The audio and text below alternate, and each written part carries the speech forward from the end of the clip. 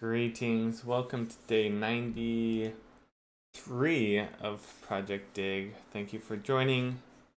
We're making a custom C++ game engine here entirely on Twitch and uploading all the VODs to YouTube. Good morning, Dallas. Hey. And we're, I think, going to finally be finishing up the particle editor today. And it's put a nice little bow on top, so that way we can move on to camera stuff tomorrow. I think that's the goal, hopefully. Yeah.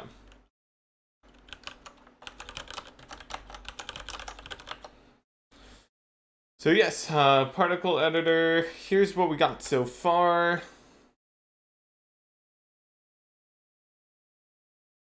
Got this little sexy thing.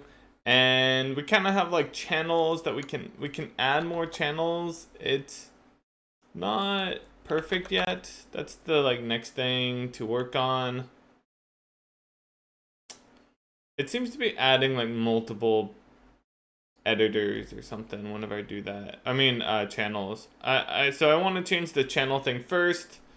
I think I'm going to set it up so it has the default texture path properly set. I might compact all of this a little bit just because it's so large.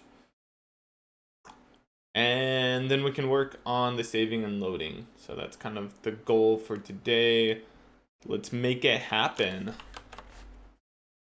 Okay, so actually maybe for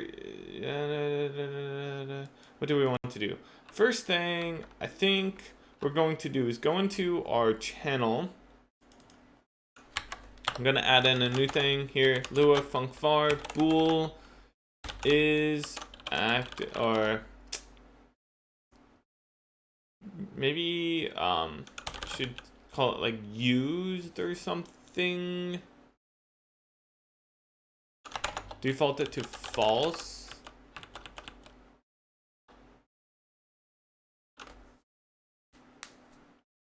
And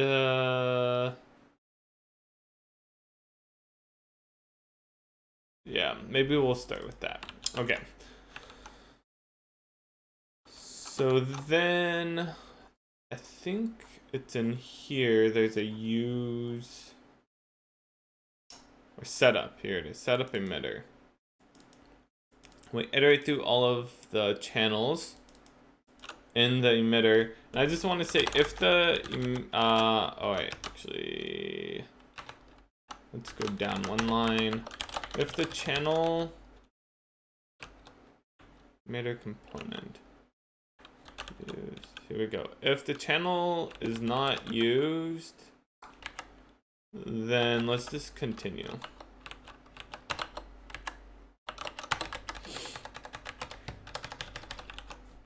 So that way we won't include it. I think that's fine.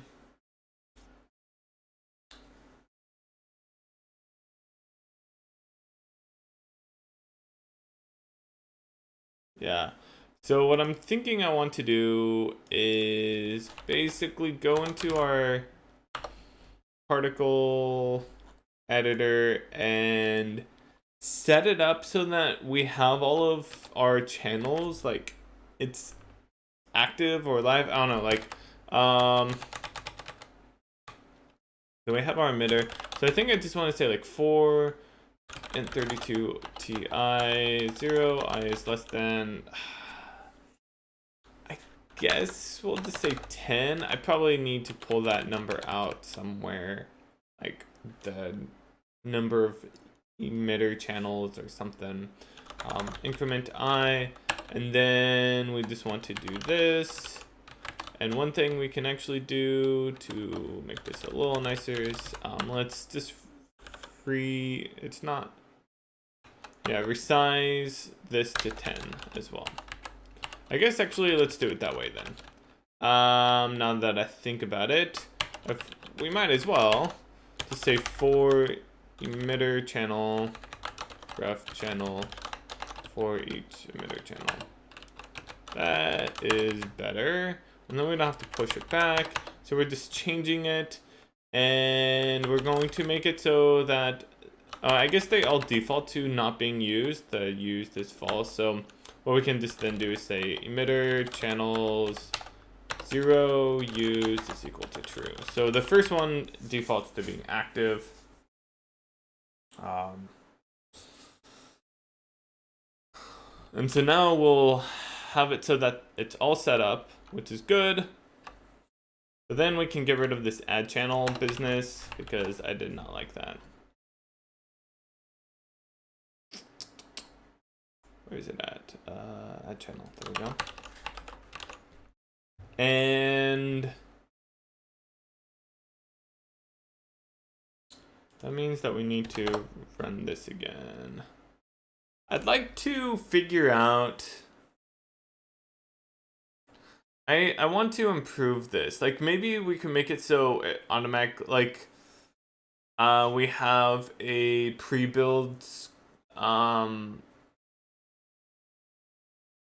yeah, that's what I'm thinking. Like some pre-build script that runs that what it'll do is maybe just run this every single time and then compare the checksum of the newly generated file versus the previous generated file. And if it hasn't changed, then don't actually replace the new one and just like throw away this temp one because unfortunately, MSVC just looks at the timestamp. It doesn't look at the checksum, and so that means that even if the file hasn't technically changed, if we override the file or overwrite it with this new generated file, it will still recompile everything, which is pretty annoying. Another thing I want to do is move particle over into component.h for now, because I don't want to include this anymore. This is too... So another option is to have a particle forward. I don't think that's necessary. I don't know. That's one possibility. It does feel a little weird to put particle inside of the component, but I think it's better than the alternative. So then we can just in here say include component.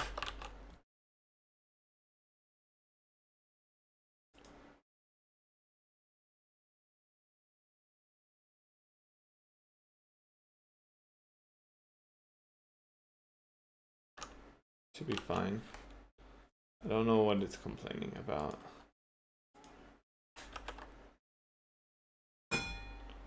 Ding. Okay. So that will help.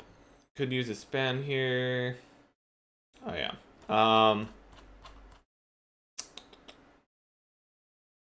There's something else I was thinking of. I totally forgot about our particle destroyer.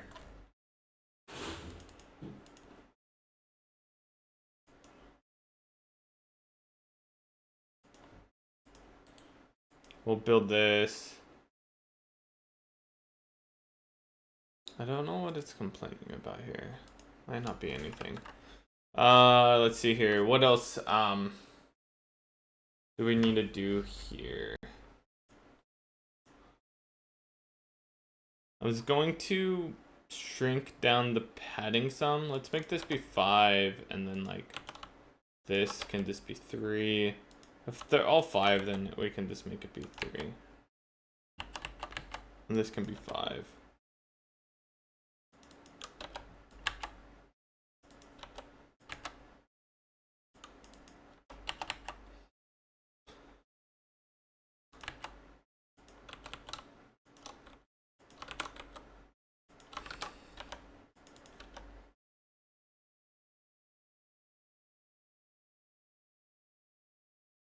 I guess. Yeah, let's change some of these to be a 3 as well. Okay, I think that is okay. Or wait, I forgot those. So that will kind of compact things a little bit.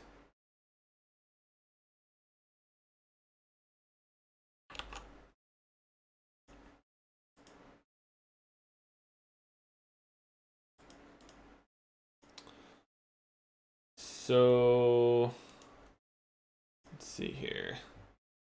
Yeah, there's the orientation, which we will need to change at some point. So for the channel selection, I was thinking about completely changing that. So instead of, that was actually something I forgot to do, is set the text for this channel element to be 1.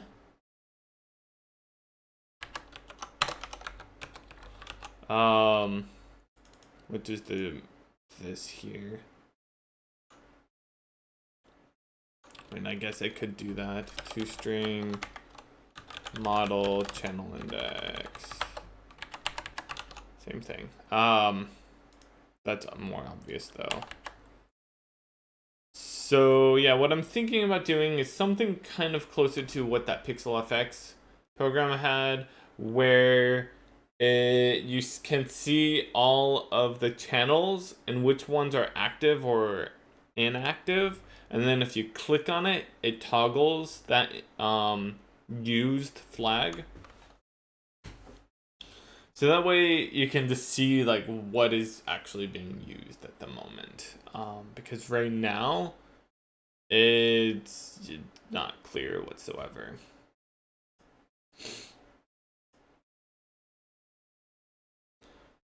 So I was thinking about like what part of the UI should I actually use that for? Where's the UI in here? Window, here we go. Oops, I want to open that in Sublime, in, not Sublime Text, in GIMP. Okay, so that built English. So one thing we could do is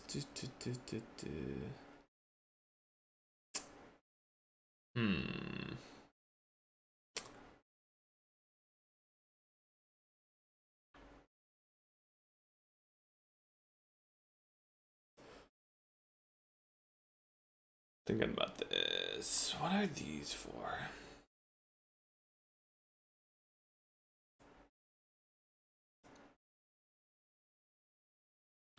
I don't remember what that's for. But maybe we could like use these two right here. I could see that. I do not remember. I guess what we could just do is look for where.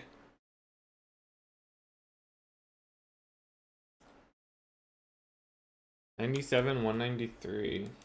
So if we go into here, 97.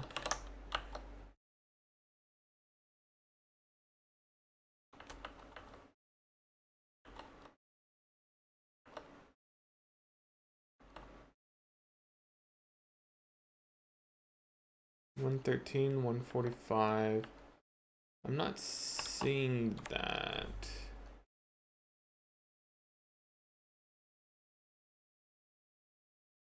$176.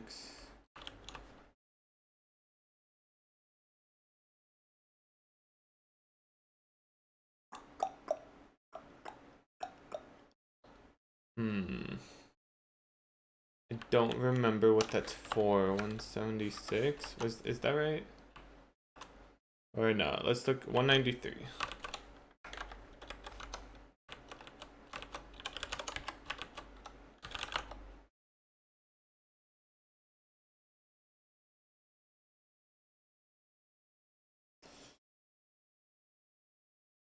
I don't remember what that's being used for, but we'll hopefully be able to find it.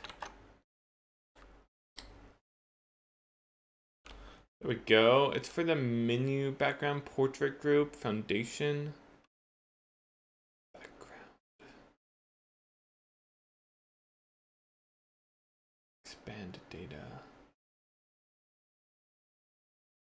view background. So it's being used for the HUD. Okay. I guess we can try that.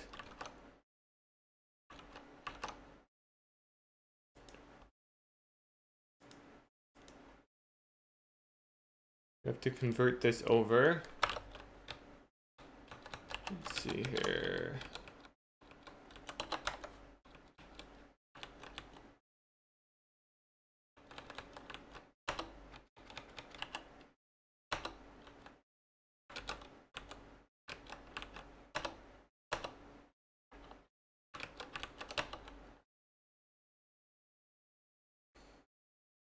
Turn off word wrap. Do not want. Okay, 190. That looks good. That says it's for background.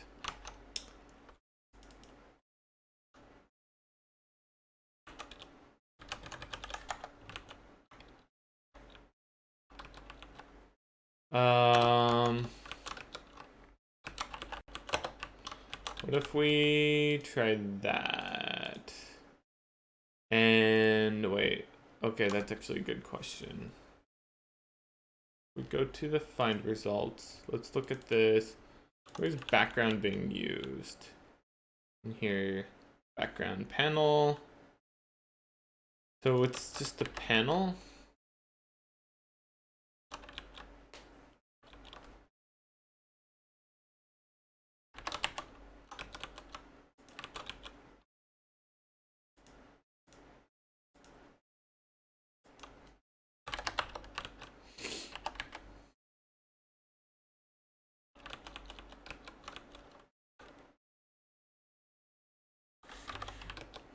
Just want to see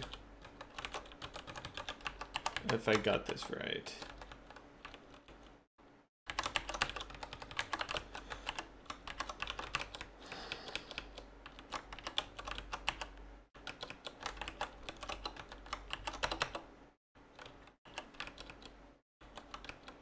Channel associate.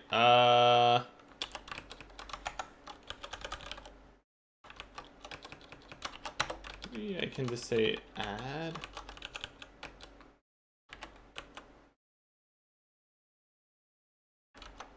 Was it associate with the other one in HUD? It is. And then it gets added later on. Okay, maybe we'll try that. Channel, panel. Panel.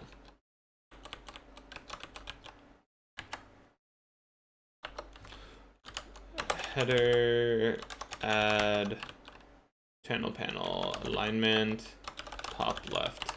And for now, I'm just going to... What did I just do?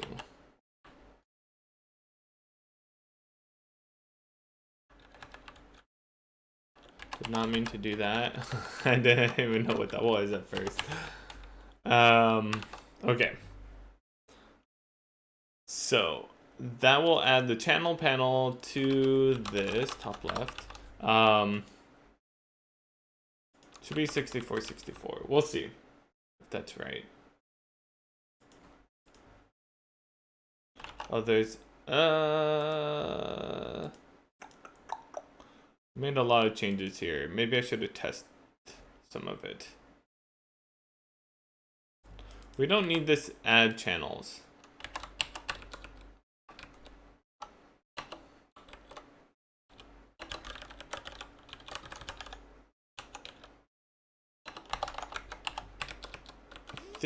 Oh wait, actually it's 0 and I mean that's so weird. Okay, I guess that's correct.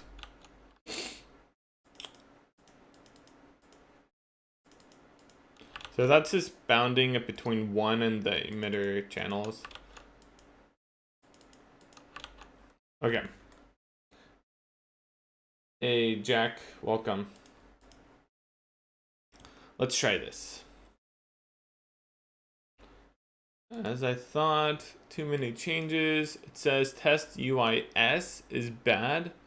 Okay, so it does not like this in here. Oh, yes, that would be it. Attempt to call global pixel rect. Oh. Yes. Yes. Dot new. Dot new. Forgot about that. Dot new. Okay, let's try to reload.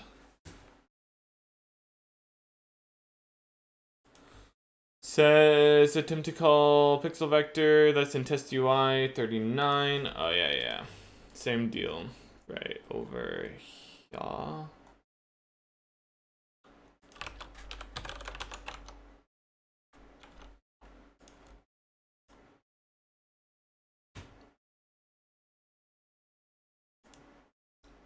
Jacomus, what's up?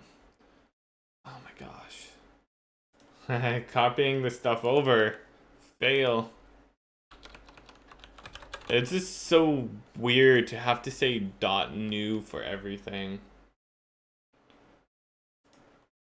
Can I call this constructor tagged as non-constructible? Test 39. I'm guessing that's the panel. So panel is not constructible? Let me look at that.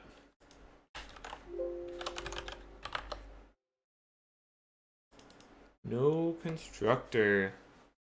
I think that was a mistake, right? Like, why would I want to make it so that we can't construct panels? It's basically like an element group.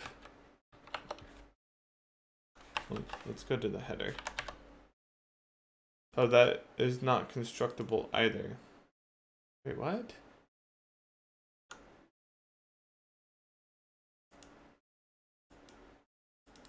Oh, that's right. I need the dot create. That's why. I forgot about that.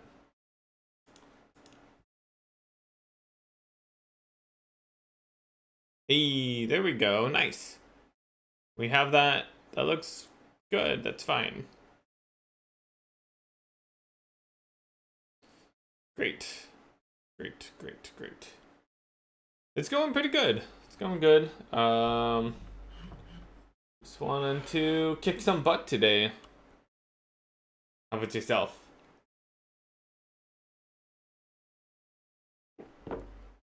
Okay. So that is good. Good.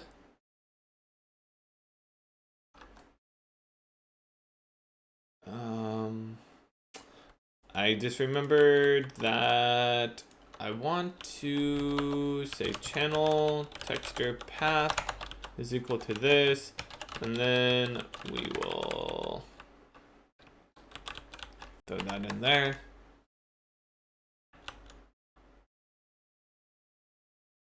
Why are we doing path though? Like, can't we do a haster?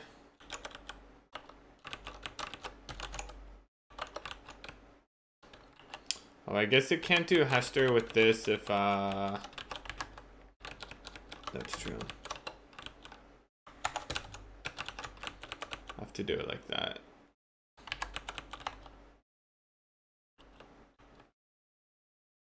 That should be fine.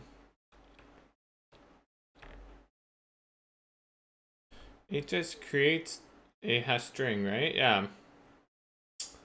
Oh wait, it's 64. Ah, yeah. That's right.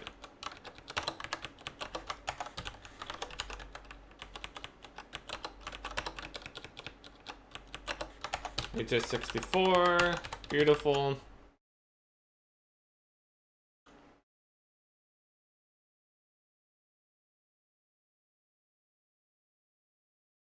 Doing pretty good. Just got to work, but I'm gonna need a call or chat with Amazon now. They're playing with my shipment. That sucks. Good luck. I hope that they don't throw you too many hoops. All right, so now we have the texture path. That's good. Am I setting that? I don't know if I am. Texture path, we are not. So let's set that up. That just needs to be texture element, set text, channel texture path. There we go. Okay, so now we'll have the texture path in there. Let's go ahead and shrink this down to be, I think like 32. And channel panel is going to be our group, actually. So all of this stuff in here will be moved up. We'll get rid of that line. Actually, I take that back. Hold up. It's kind of not really. So here's what we're going to actually want to do. We're going to have the channels group,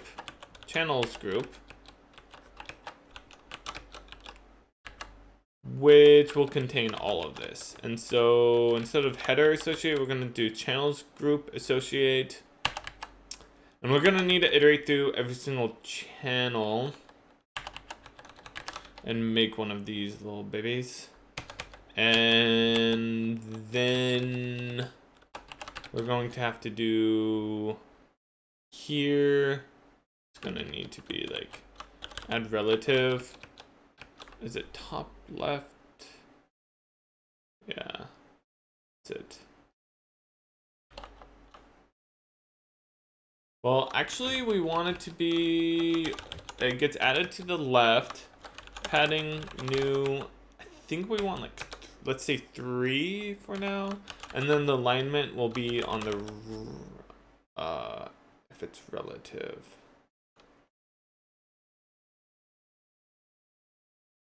I think that's right. We want to put it on the right. So that's for our channel panel. No.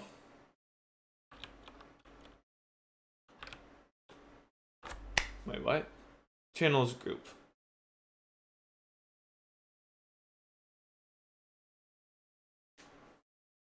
Yes, okay, that's right. Channels group.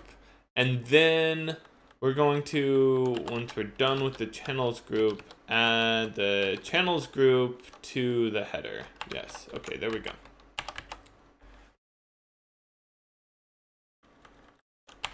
And one thing we need to do, it's not going to be an edit label, it's just going to be a label now. And so I think that means that we pass this into here. Get rid of that, get rid of that. I guess the first thing we probably want. Okay, this is making more sense.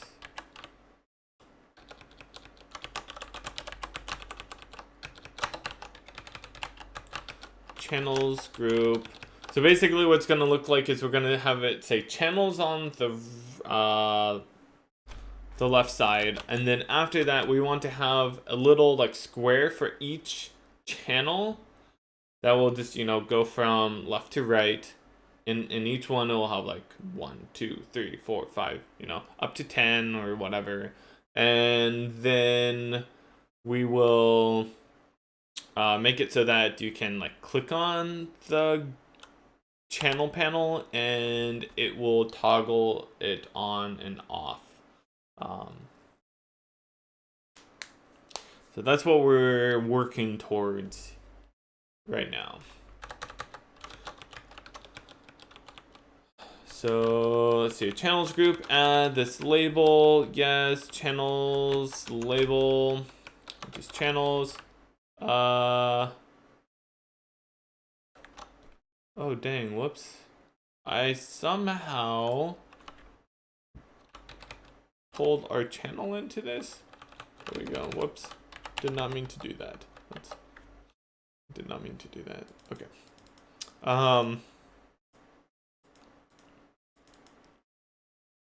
Channels group, we add The label, good. Then we add relative. This panel. Before we add it though, we want to add in this thing. So we're gonna say channel panel, add relative.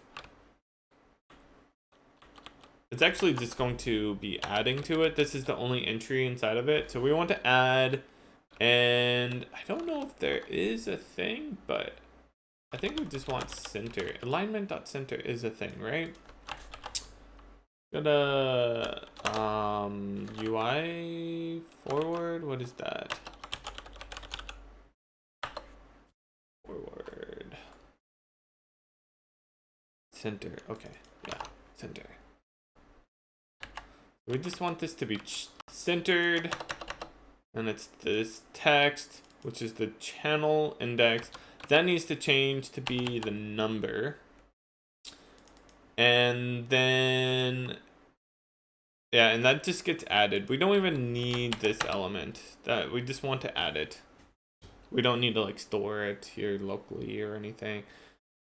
And then we add the channel panel. Yes, that looks good. So what we need to do now is have some loop for this, for I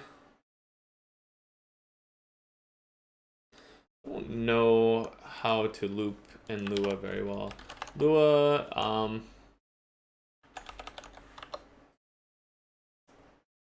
let's just look at looping for Lua. Okay, for I equals 1, 10, it's so weird. Do print I, okay. So yeah, for I, and then this is going to be channel, oh wait, no, we want emitter channels. Yes. The number of emitter channels. Do this. Channel panel, we need that too.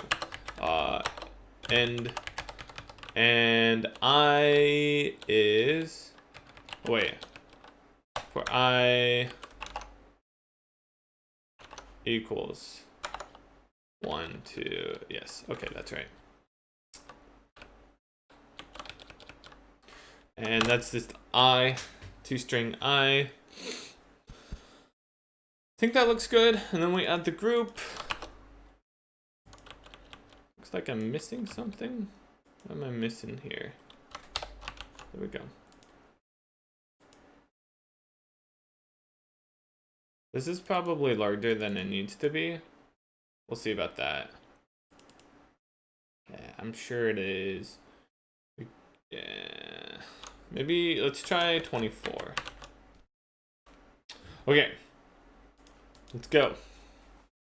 See what this looks like. If it works at all. Ha ha ha ha.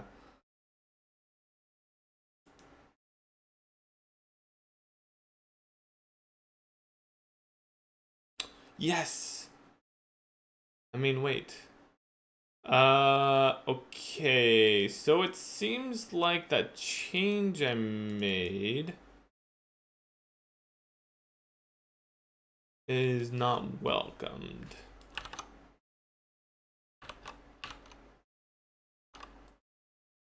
This right here.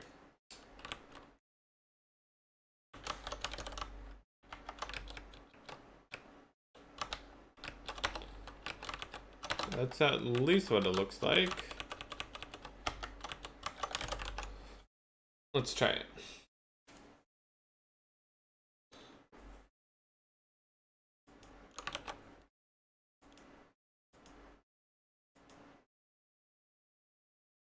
Well, it's not crashing anymore.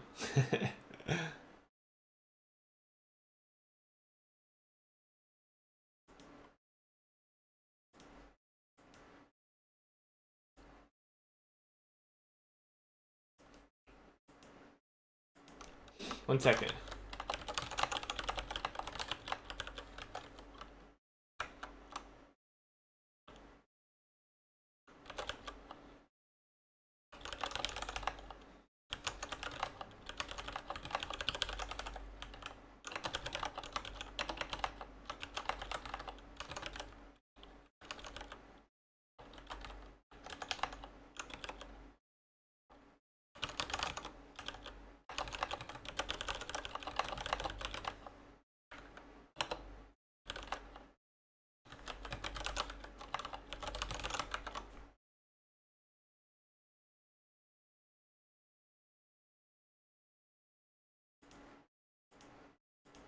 Okay.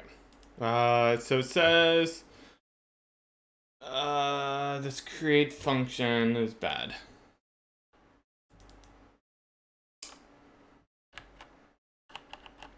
Right? Is it that one? 58. Label.create. Label.create. Oh yes. It's expecting a size, right? Or oh, that's what happened. Okay, there we go.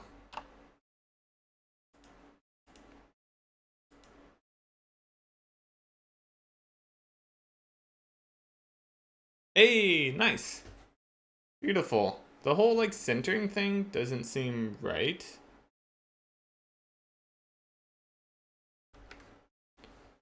Yeah, you can see the text, the element looks centered. It's the text that's not whatsoever.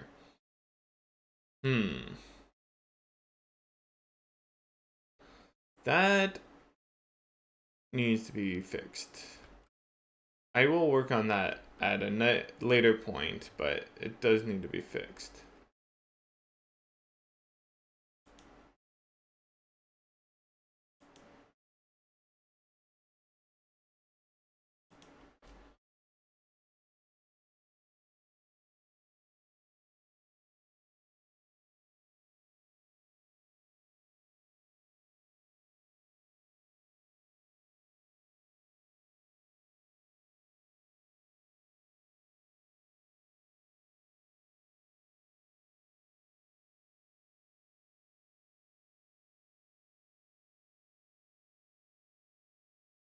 Cool, I like it. Looks great. So we can clean that up, and then what we can do is have it be associated with the using. It shouldn't be too difficult to do.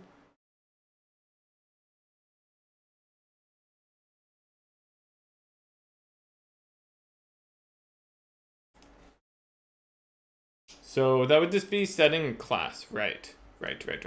So in here, what we can do, something like this.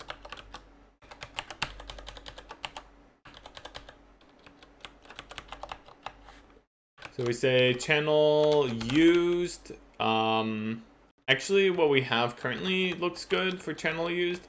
So maybe we'll do that. I don't like this spacing though. Maybe, oh, man, it's so awkward. What should I do for that? I don't know.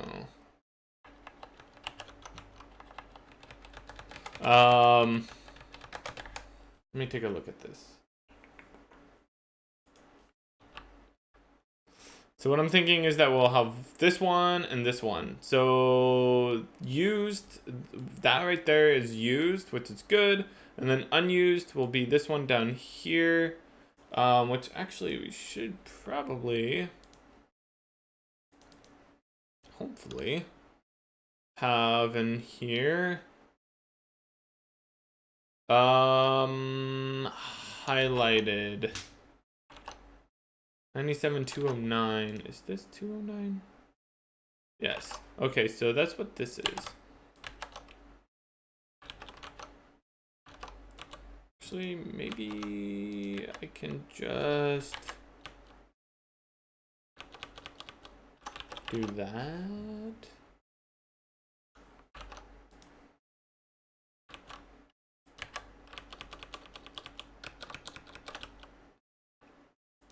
And then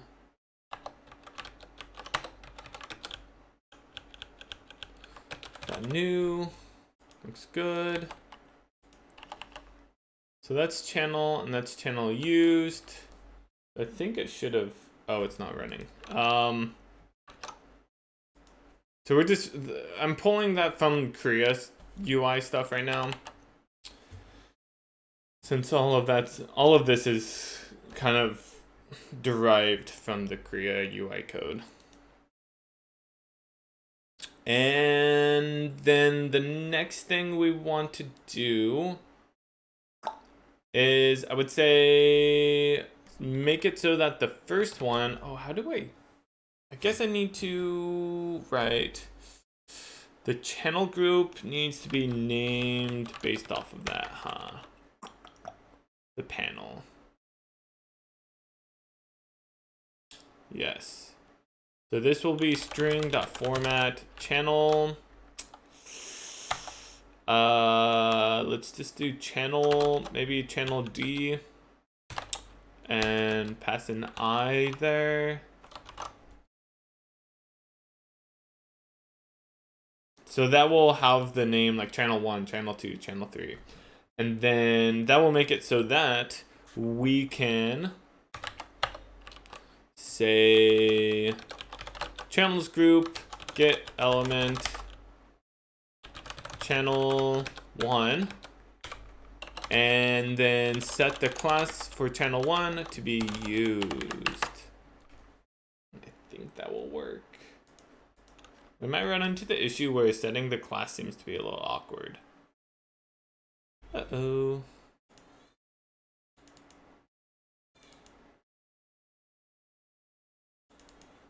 Create expanded area.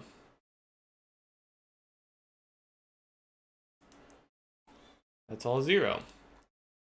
Does that mean that, what's going on there? Why is that not working right?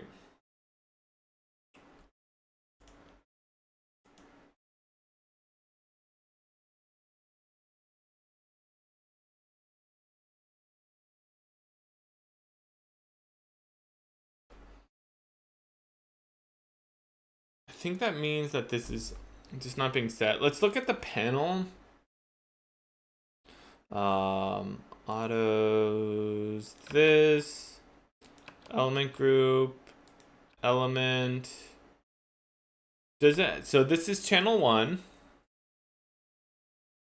Did we set the class? There's the class. So perhaps this is the issue, is like, is not figuring that out. I don't know. I think there's a bug here with the code. Let's just disable that for right now and see if that fixes this issue. It's not. Okay.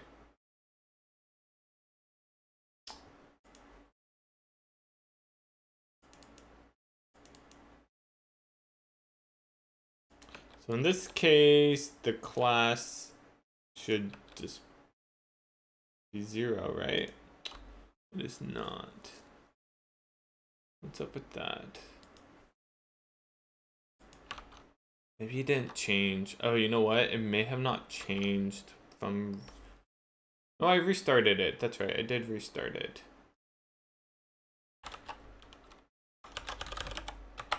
Do we set the class to 0? Oh, I'm not. Oh, that would be a problem. I don't know if that's the problem, but that is a problem.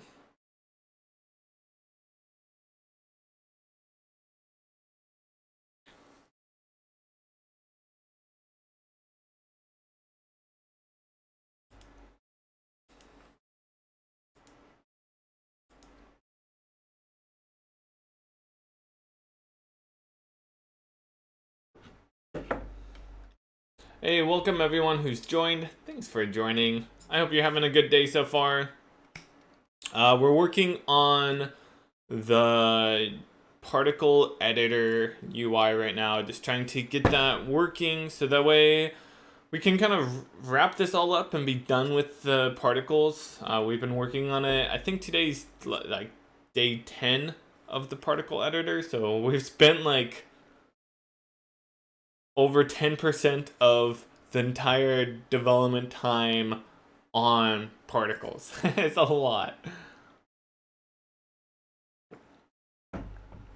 Hey, Jacob, it's great to hear. But yeah, if you guys have any questions, you're welcome to ask. I'm just gonna be continuing to poke away at this, trying to get things working how we want.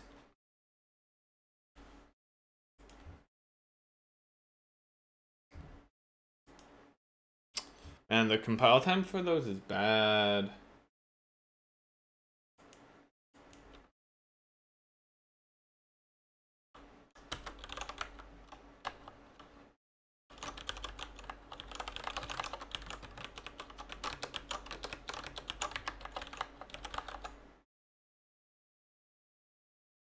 What's going on here? Is it not loading this properly or something? As a comma, like, it was working and now it's not. Let me comment this out or something. Or maybe we can just delete it for right now. I'm not sure what's going on.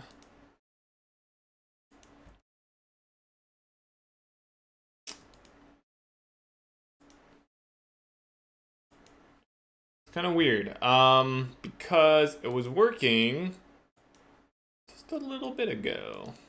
Channel create. Channel. Oh, I changed the name. Son of a. Okay. Let's do that. That's why it's not working. I should probably come up with a better error for it. But that's the problem, is that I changed the name to be panel. Oh, sorry, channel 1, channel 2. I should have realized that that was a problem. Okay.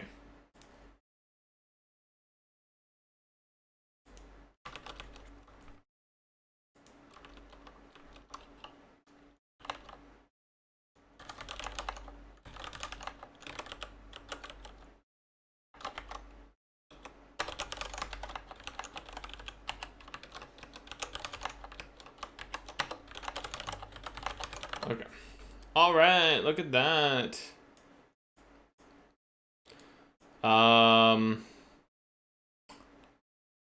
Yeah, so now let's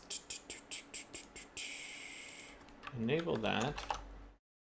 Oh, I think I have to restart.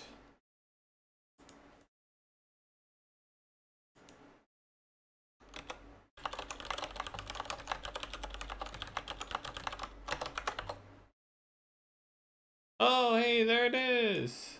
Yeah, for some reason it's kind of weird and it doesn't get updated until you mouse over it.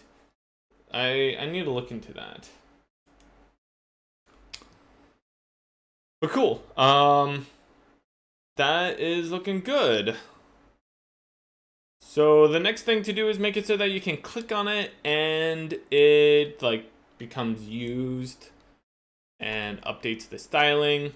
So we're gonna do that. I will be right back in just a few minutes though.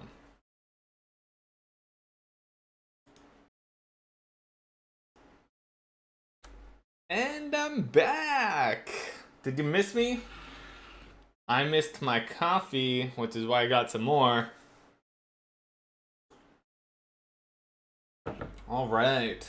So, ready to get back to it? Party!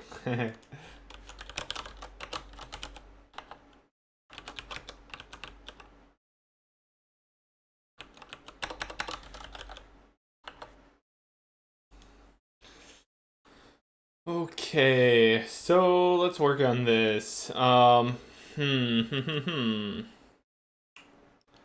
does this not have more of a padding? It looks like it should here, right? Channel add relative? Yeah. Maybe it's not doing that right. Oh, that's right. It like moves it. Yeah, that's something weird. I might need to look at that.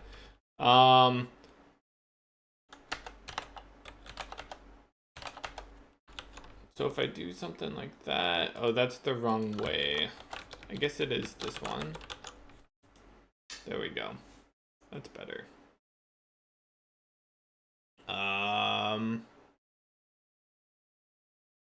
So let's make it so that we can click on this, which I believe is just to say on activate, kind of like what we do here. So channel panel on, or dot on activate, listen, handle, channel, activate, and hey, look at this. Sexy. We can just pass an eye and it gets bound automatically. Oh, I love that. So now in here, we can say function, handle channel activate, view model element. That's our channel index. And then what we want to do is get the channel. Just like that. And we want to be able to activate it or use it. So it's going to be, say, channel use. Well, we actually need to toggle it. I'm not positive that this works, but I think we can just do this. Not channel used. So that should toggle it since it's a bool. And I've never done this in Lua, so I don't know if that works for sure. And then we need to get that element and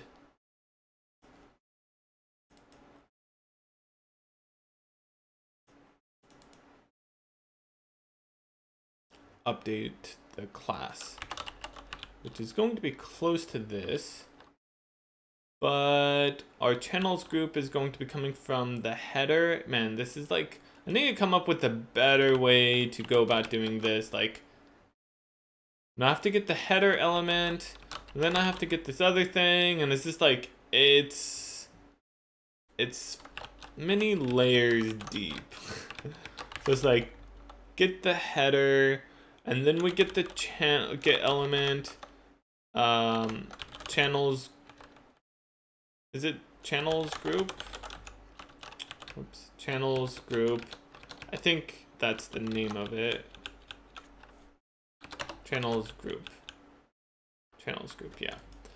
And then we can do get element, and that's where we have to do the string format, which is channel D. Pass in the channel index. And then finally we can set the class to, oh, that's, yeah, okay, maybe here we'll say channel, local channel element, yes. And then if the channel used, if channel used, then we'll set the class channel element, set it to used. Otherwise, I think we just want to actually call clear class.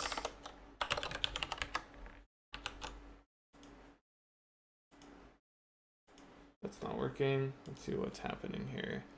Unexpected symbol near. Oh, okay, so that's not the way. Let's look. Lua toggle bool.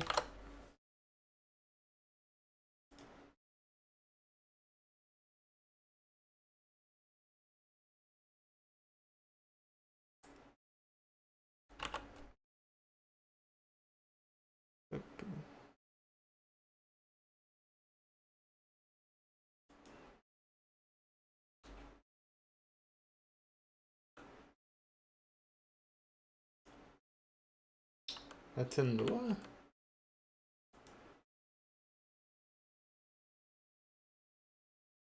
Oh. Why did I think that the not equal is the tilde equal, right? I don't know, maybe I'm confused.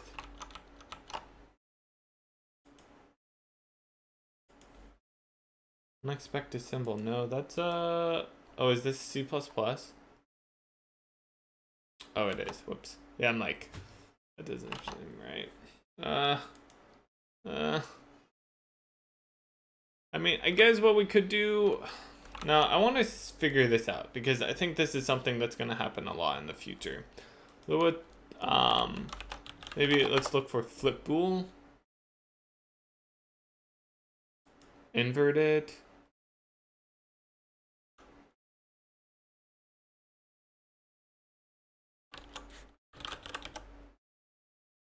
The not operator. Oh, okay.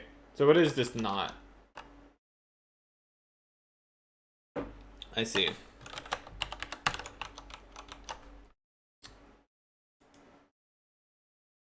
Or is it?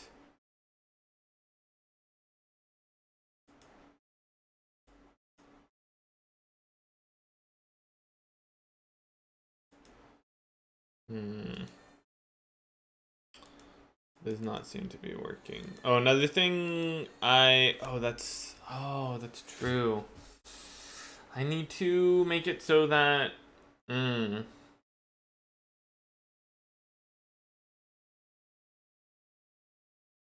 guess what I can do is make it so that there's it has another state or something like that, because we need, I think there's like an on activate like secondary or whatever. So like if you right click on it, it toggles it, and then if you left click, it sets it as the active one or something like that.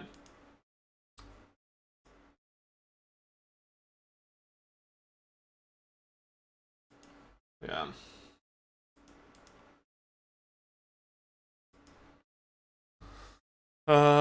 But this does not seem to be working. Something. Let's print.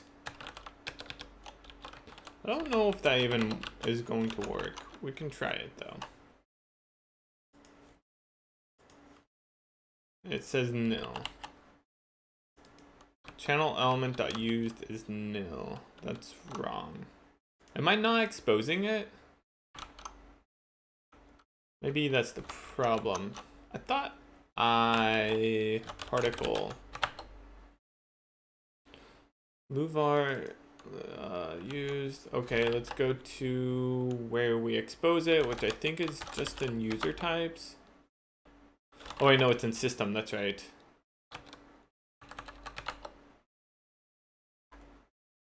Used. Okay, no, that looks right.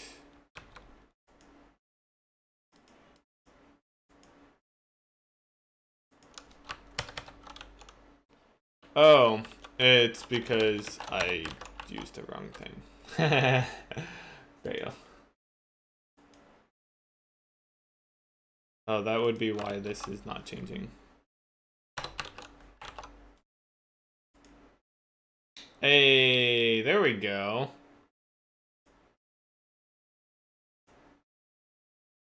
We have to like mouse out of it or something for it to update, but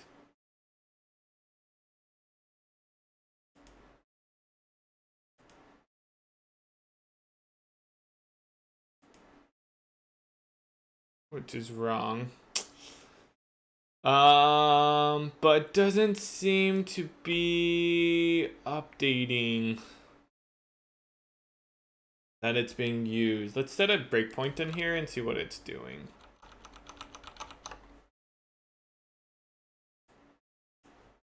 I thought in here, in the setup emitter. There we go. Every single time it restarts.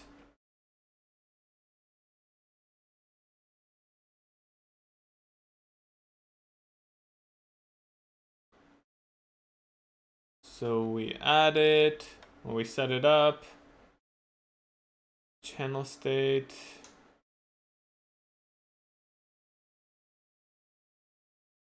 Wait. Oh, it's not actually changing it. They're all false.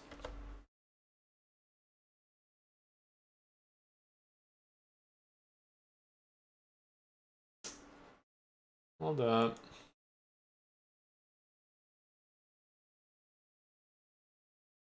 Oh, it's because I am not doing that right.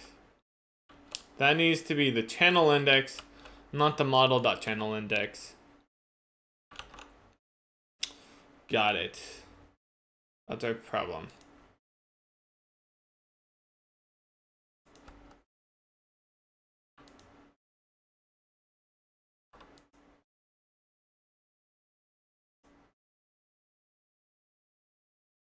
Well, it's all in a weird state now, but I think we got it working.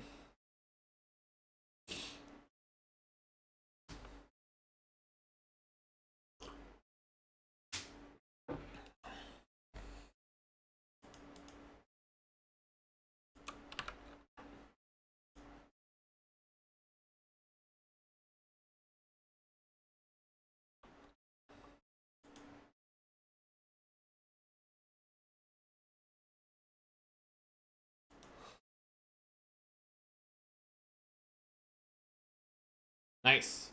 So it doesn't automatically restart, which is something that we could do. Right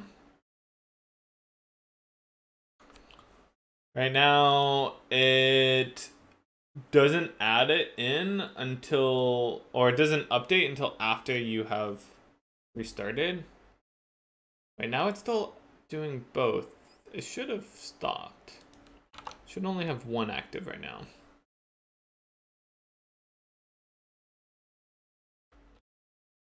Emitter.channels. True, false, false, false, false, false. Yeah, that's all right.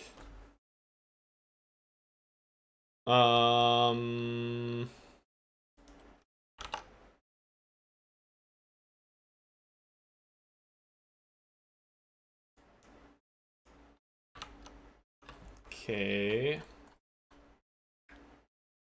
Let's look at this in here. Oh, I know what the problem is. It's that it's not erasing what it was set to before. Got it. So what I need to do is say if the channel is used, then great. Let's set it up so that way it's being used. Otherwise, what we need to do is say that this gets reset to like 0. So that way it's not being used anymore. Okay, got it. Beautiful. We just need to do like 1 or 2 more things and then I think we're good. So one thing we need to do is go to Lua, or no, element.h and look at the on secondary activate, which is right click and use that. I think what we actually want to do is maybe handle channel.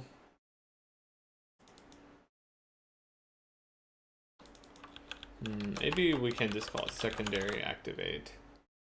And then there's handle change channel, which I want to call handle channel activate. And instead of text, we're going to do, this is the channel index. And we don't have to worry about it being out of range anymore, which is really nice. So we can get rid of all of that and this. Let's fix this indentation. Whoops.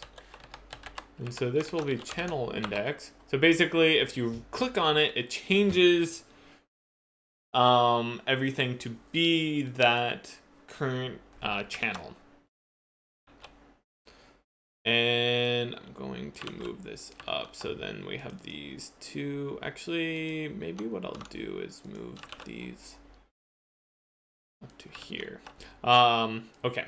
And so then one more thing we need to do is go into here. And so this is activate. So we have channel activate, channel secondary activate. Yes, That looks good. Let's test that out.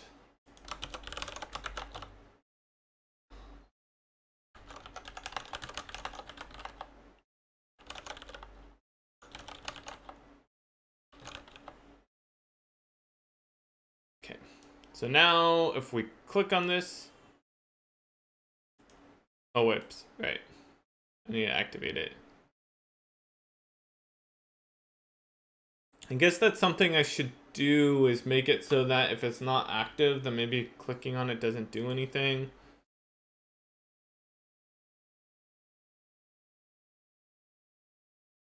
Yeah, and then I'll also make it so it restarts if you activate a channel. Okay, so then, yeah, so one thing I need to do is like indicate which one is the current channel. So if I, that's not working. I don't know which one is what.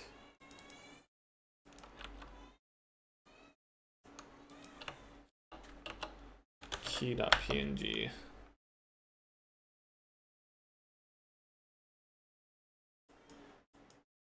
Yeah, that's not working. We're running into an issue. Attempt to call a no value. We are. But it's not telling me exactly where. Oh. And I'll change. Oh, whoops. Channel activate. There we go.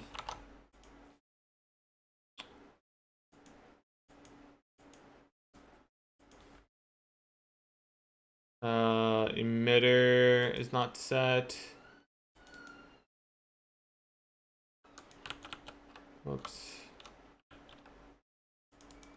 Is that the only place that we're trying to use it? Yeah, so what we'll do is replace this with that. Okay. Hey, there we go. So now we can click on them and it properly changes.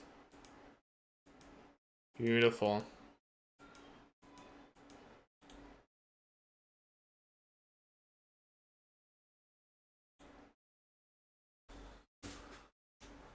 And so now I need to make it so that it restarts it if we activate or deactivate a channel.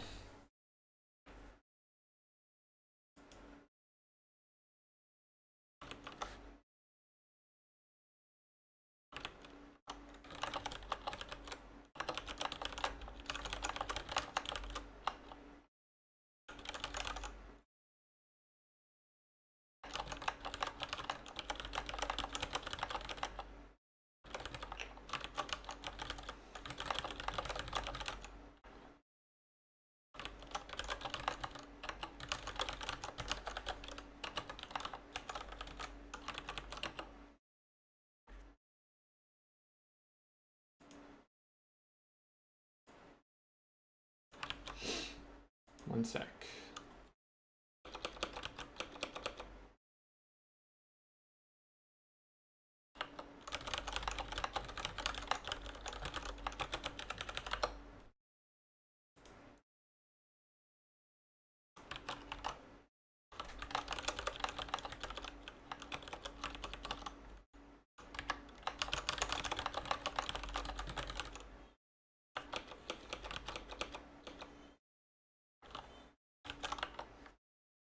Okay.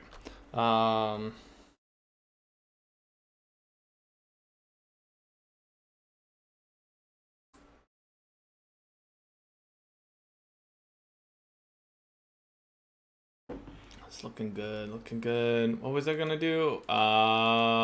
Restart it, right? So I need to, like, in order to restart it, all I have to do is destroy this particle emitter.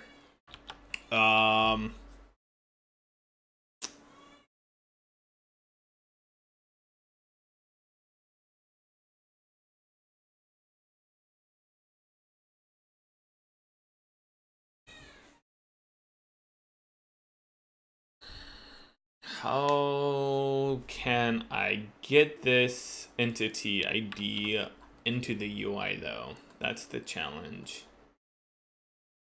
Thinking here.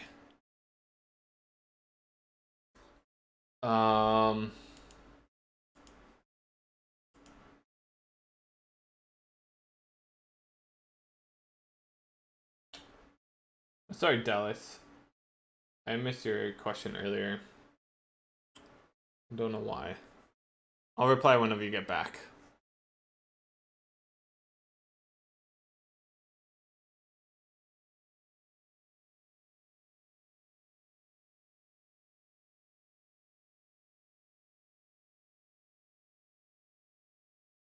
How should I do that? That's a good question.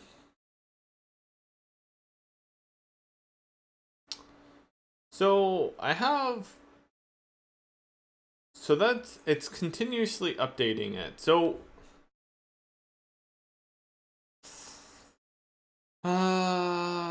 create. The thing is that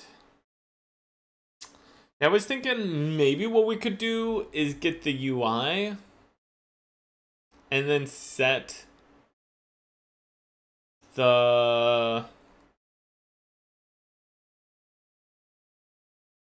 in the model the emitter, which I think is possible. I guess one thing that I don't have right now, wait, do we? Hold up. Actually, I don't know. Okay, yeah, we don't have a way to do, oh wait, I don't need create, I just need this destroy. That's right. I only need destroy right now.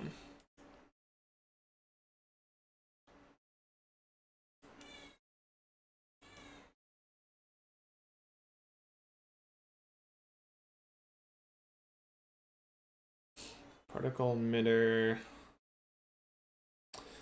So if I can get this UI, let's look at UI manager. Do I have a way to draw, update, watch, initialize? Of the views, I guess I don't have a way at the moment to be able to get this UI or this view.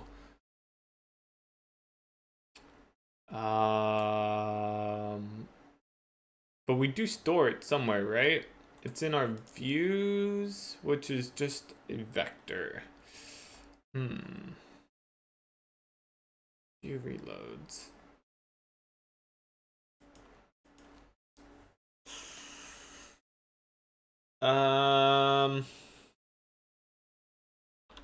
Not sure about that. Like I could make a hash map or something. Is that your main game loop?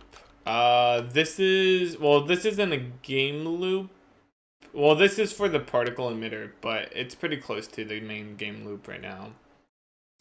It's a little messy, but I have over here in game.cpp the actual main game loop at the moment, which is while it's running, it's, you know, calculating the frame time and everything. It's updating a bunch of stuff, and then it updates the SDL events and so on, and then towards the bottom it does all the rendering and everything.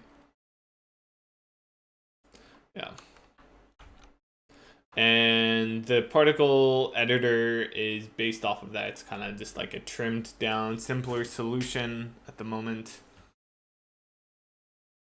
Okay, so what's the best way to do this? That might be the best way.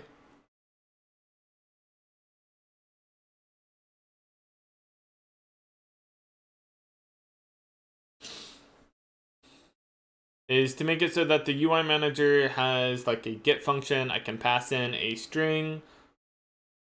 I mean, it doesn't have to even be a string. It could be a hash string. So it's just an int, which maps to the particle. Oh, sorry. Yeah, sorry. That maps to that view, and then I can get the view's model And then with the view model, I can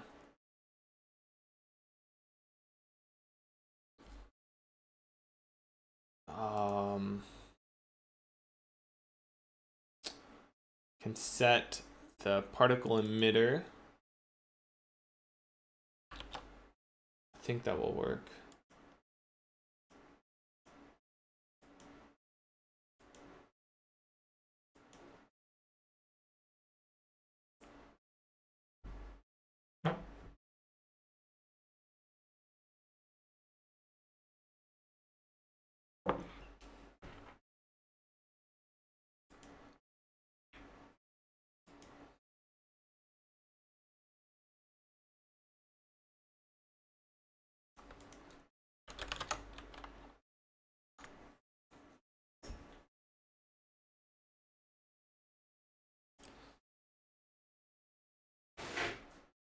One second, guys.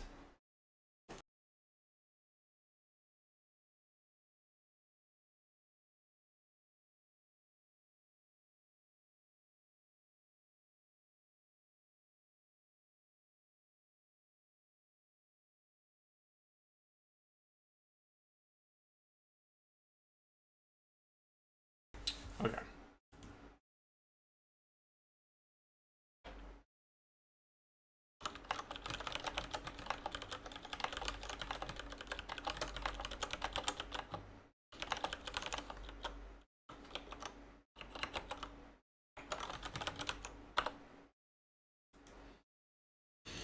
Okay.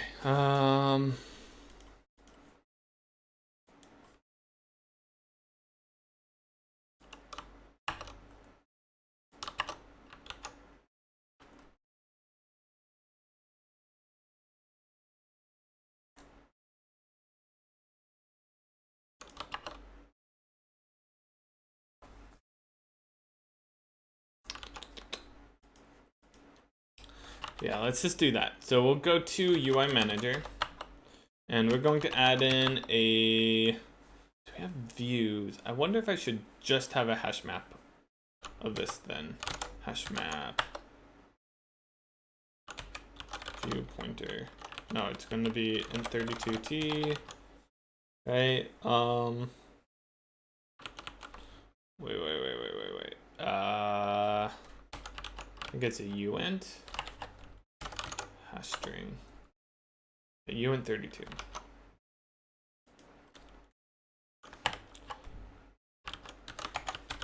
Views.clear, views pushback, path iter, path, erase,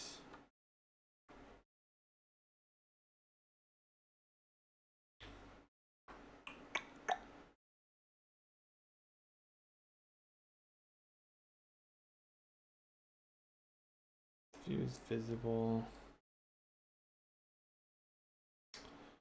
I don't know. I mean, yeah, we probably should just have it be one thing, huh? So this is going to be kind of annoying because I have to now go through and update all of these places that we use views. Like here, it needs to become like a D and view.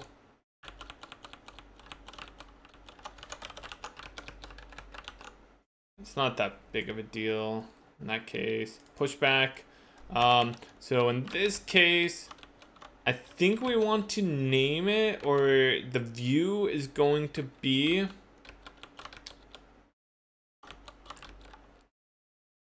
the haster of this. I think it's called the stem. File system path stem. File system. The stem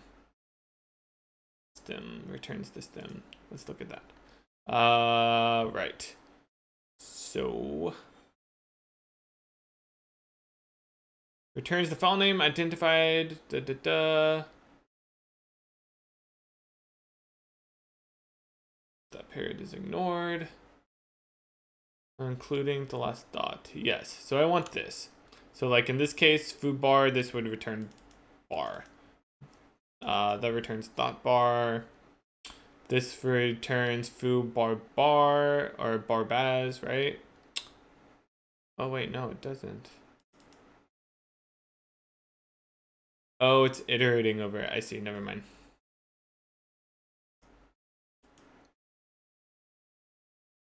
P dot extension, got it. Yes, so we want the stem. So in this case, what we want to do is say the views path iter stem. Oh, whoops, path stem. There we go. And this needs to be a hashter of that stem. And we just want to set it equal to view. So this hashter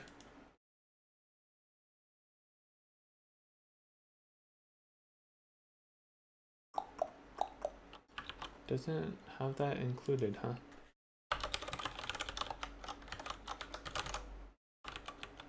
Oops, hastering.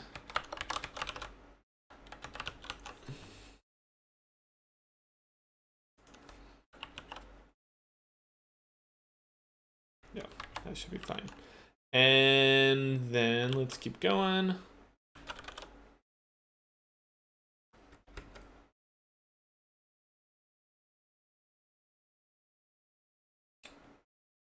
Oh, it's utility. That's why it's not being able to find it.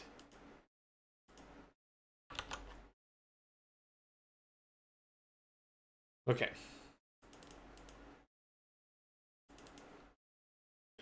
This will not work anymore.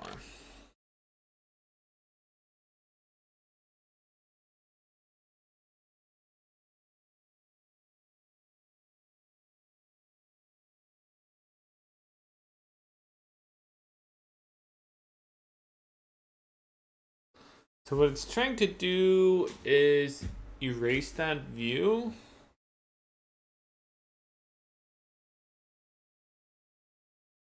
Right? It's trying to delete that pointer. Right, because it's trying to create a new one, I believe.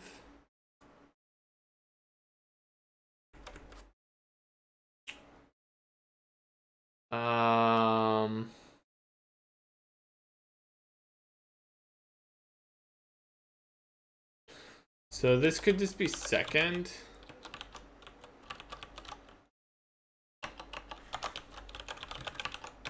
Right? That should be okay.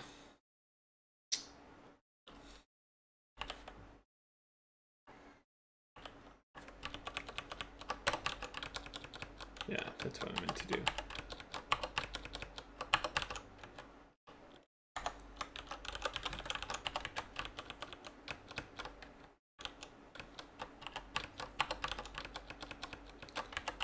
Delete that pointer. I don't know what that is. I think that was a mistake.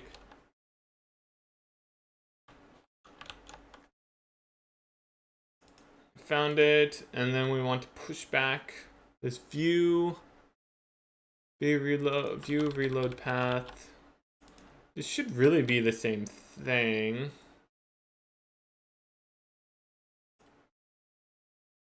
Just break out of it. Yeah, that's fine. Wonder if that's really necessary. Why am I doing it that way? Why can't we just say for auto ID view out of our views? Right? Can't I just do that? And then say if the view is equal to that view. Oh, it is going to be, this is like the previous view. Or like existing view, I guess is what we can call it. Yeah, maybe it should be this way. If the view reload view is equal to the existing view, then we want to delete this existing view. And in this case, we can say erase the ID and then break. I think that works. That's fine. I think I did it the other way before because we needed to delete the or erase the iterator, but now that this is a hash map, we can just erase the key. I don't know if this is like slower, but this isn't happening very often anyways. All right, and then lastly, what we need to do is something very similar to what we have up here. But I'm curious why that's not happy. So this is going to be the, oh, that's why. Never mind, I know why. This is the view reload path, view reload dot path stem. It's because this needs to be converted to a generic string. That's why. Because I forgot that the stem is technically a path.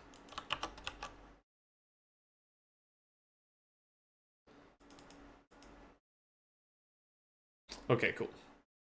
And then the rest of these will be easy to fix as well. It's just doing that. Let's call it view.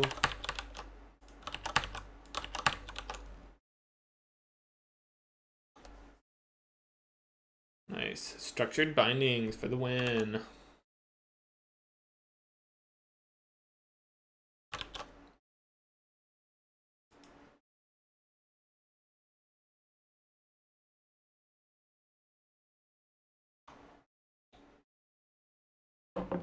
Great. So now that we've done that, we can go in here to view pointer get maybe just do a hash string.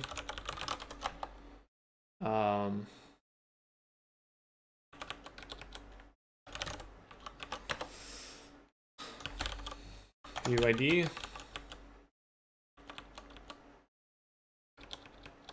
Is that what I want? Get is that what I want? Is that what I want?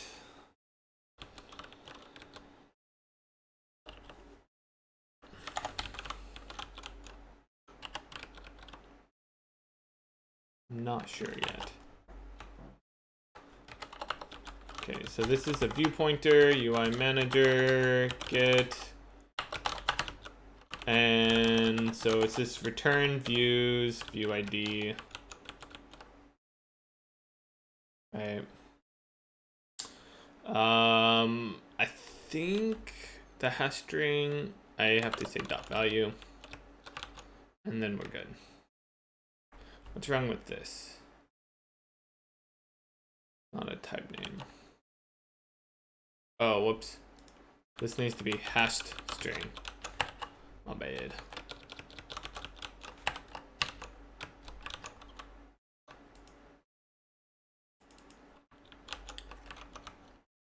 So with that being said, we can now go into here and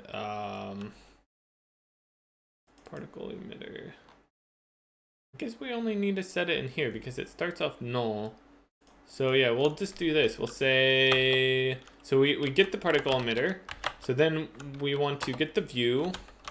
What is that? Where's our UI manager? UI manager, there we are. Get, we want this view, which is going to be, right now it's called test. We'll change this to be like particle editor HS. And so this is a view pointer. Let's call it editor. And oh, that's in UI view. So let's just make sure that the editor is valid. And if it is, then we'll get the editor, and on the model, I think we can just do this, which is, we'll call it the emitter.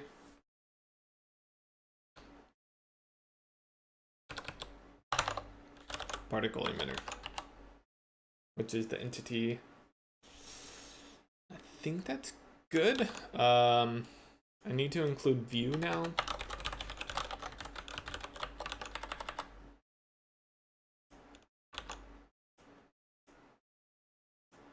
Yeah, that's it. It's pretty cool. Let's compile, see if that works. So then what we can do is whenever this changes at the end, we can say model. Oh, we can actually do model.emitter. Oh, yeah. Wait, how do we get the world? Oh, we don't have any way to get the world. Ah. I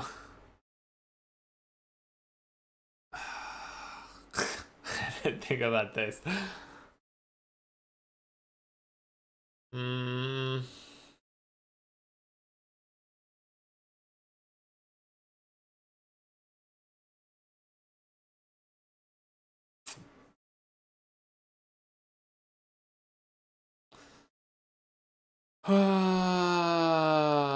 Dang.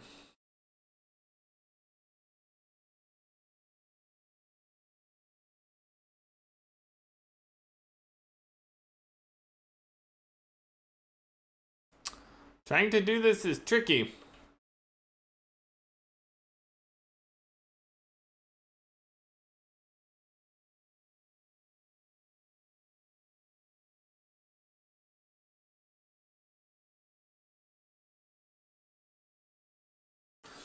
What if I call update function? Is that at all being passed in the world? Let's look at that.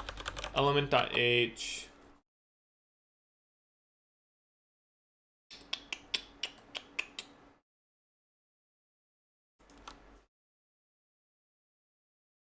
We have an update function, right? Update style, update, there we are. No, that does not have the world being passed in. So if we go to UI manager, there's our draw handle event. So that gets past world, but handle event does not get past world. And this is probably okay. Yeah, same with update, UI manager update. We don't pass the world to the view update.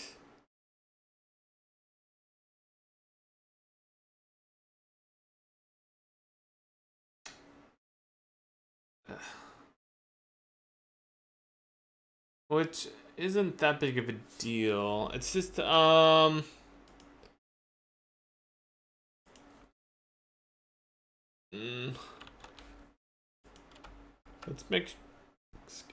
make sure that this is still running.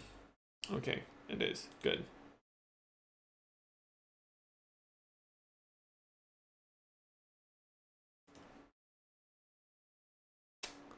So there's no way at the moment for us to be able to get this world.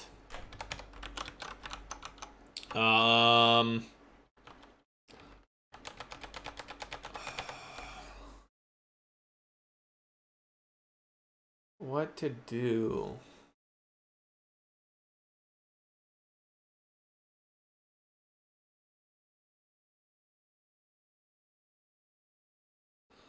I was like thinking maybe I have like a pointer to it. I don't think I really want to do that in the long run. Like I could easily add in some hack. Probably what I'm going to end up needing is like we're going to need something that is responsible for all of the worlds. And because eventually I want to support multiple worlds, each world has its own like entity manager, it's managing its own entities. And so that world manager thing could, just have the current world or whatever.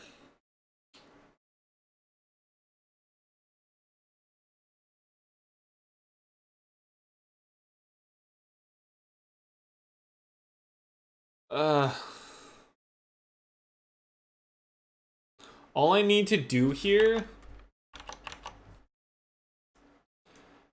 maybe there's like some other solution right now. Like what I was wanting to do is say more or less world destroy or model dot emitter. That's what I was wanting to do, but we don't have a way to get this world at the moment. So I was trying to think of some other solution that could maybe work for this.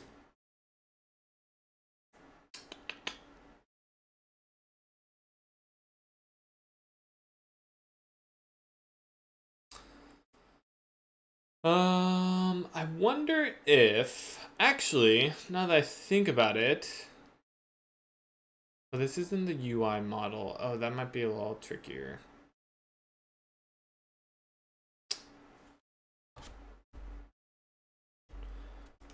This could maybe work, which is, so we have our, where is this at? Our Lua state here. That's where it's being initialized.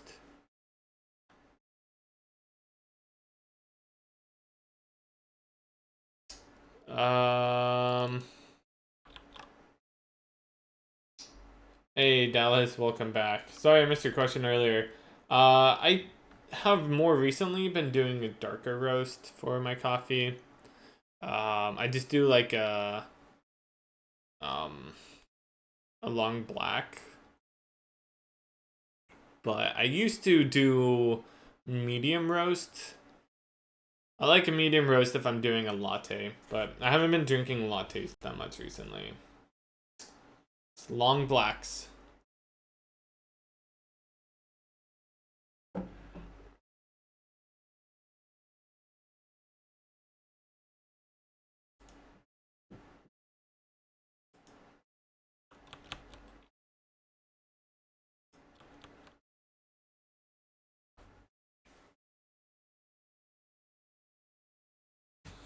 Yeah, it really depends. Like, a lot of the like nicer coffees will have more like kind of like acidic flavor to it, which I don't think is as good for a long black. So, I tend to not drink those. I drink, and the darker roasts have less of that, at least from my experience.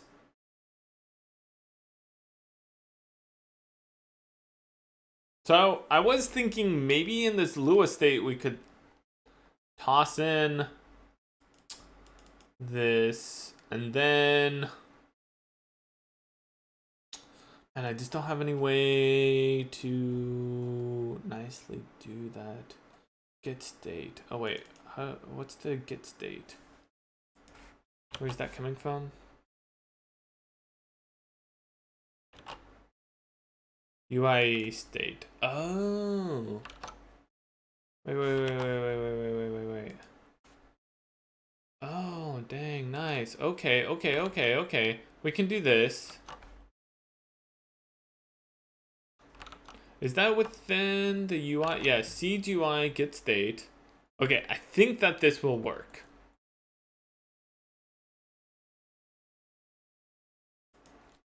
Which is to do UI. Oh, oops. Oh yeah, that works. Get state. So that's our state, Lua state. And then I want to, in our Lua state, where do I do that at? Here it is. Set like UI, yeah. So we can set the world. This is what I'm thinking.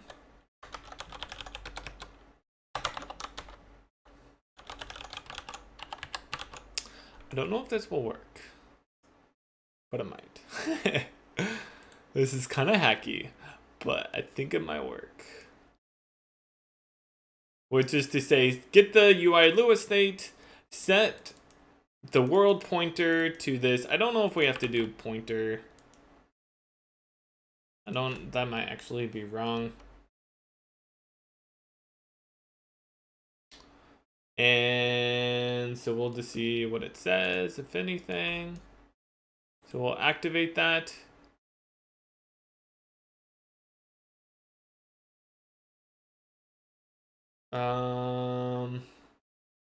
Wait, did I save this change? Oh, I did not.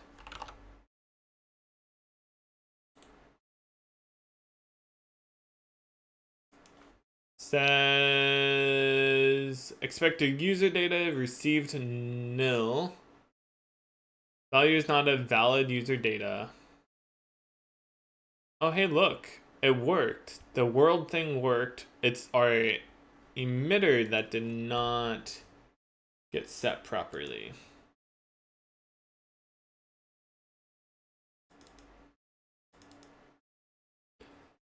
Interesting. Maybe I could just cheat and do this then.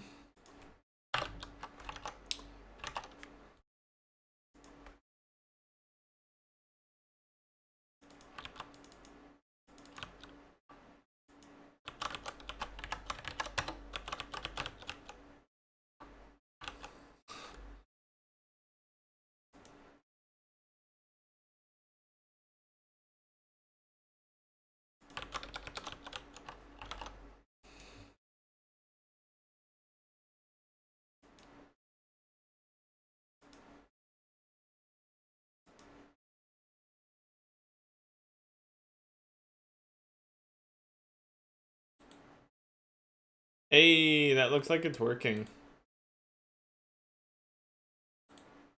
See how it starts over immediately?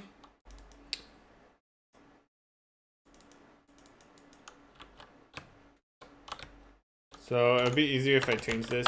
So if we make it so it has keys, I disable it. It doesn't have a key, enable it as a key. Unfortunately, it's not updating it until after like I mouse in or out. But that's working. Cool. Yay.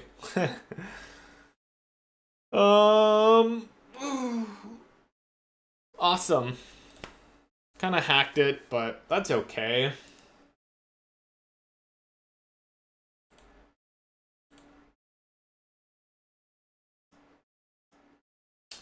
Nice. It would be good to have some indicator on what's the current one. Also, maybe I'll make it so that you can't select one if it's not active. That might make it a little easier. So we'll say up here, we get the channel. If the channel, oh wait, okay, so we don't want to do that yet.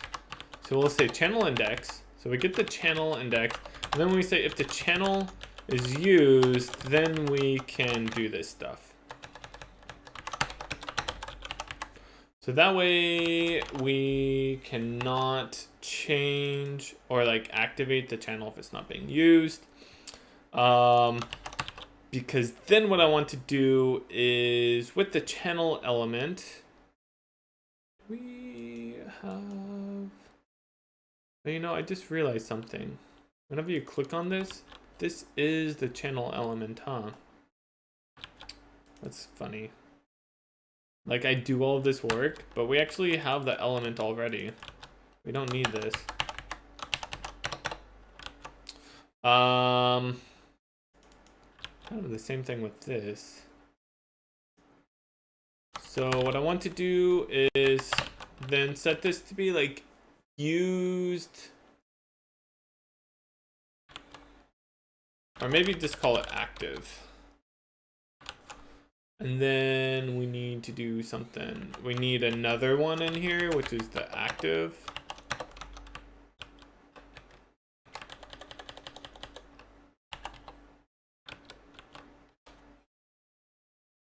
That needs to change. We have this other one. I think this is it.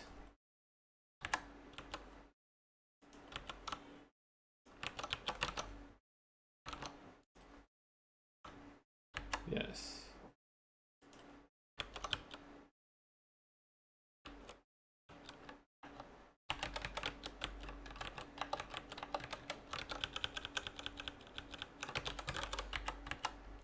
Okay.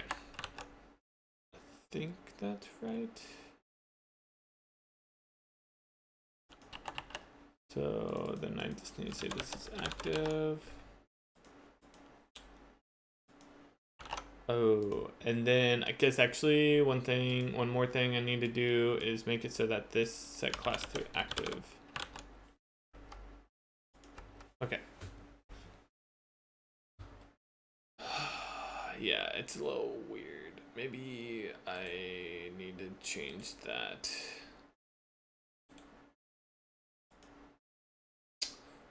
Oh.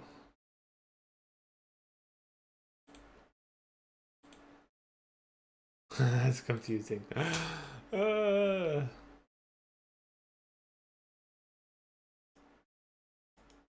my gosh. Okay, so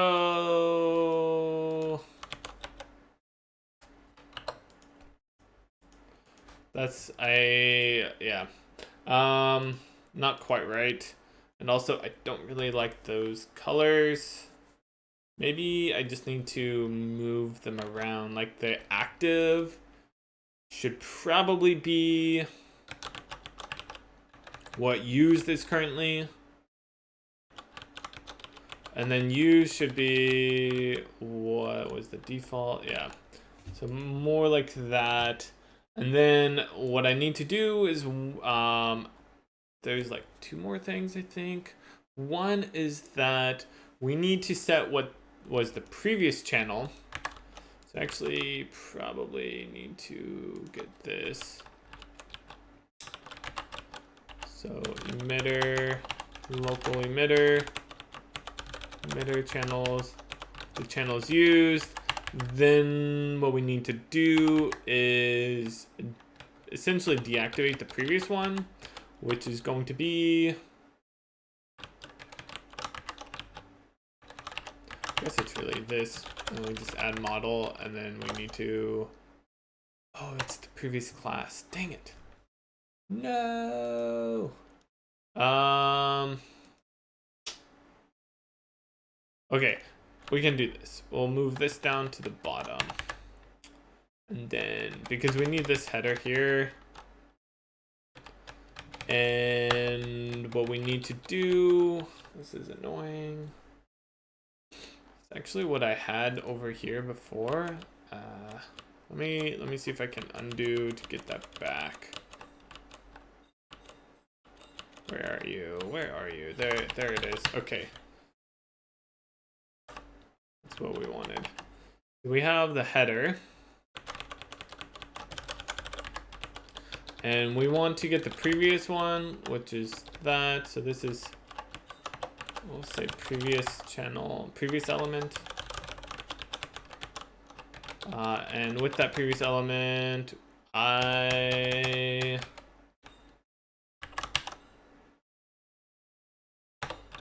guess I just changed this, right? Previous element set class to used. I guess actually in this case, it's shorter if I just do that. I don't like this. I want to come up with a better way to like this interface. I'd prefer to be able to just say header dot channels group. I'm not sure how to do that yet. I need to look into it.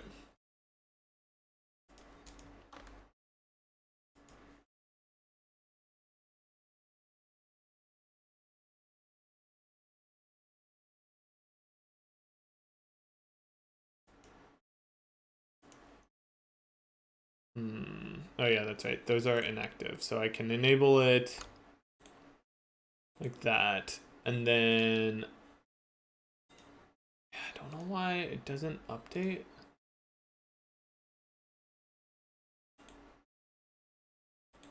Okay, cool. So that's working.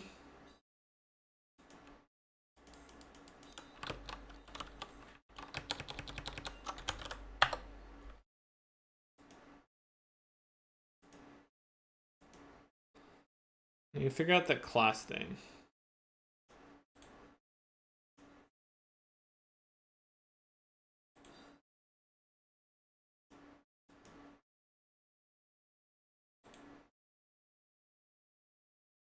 Maybe I'll make it so that you cannot remove the current or deactivate the current one.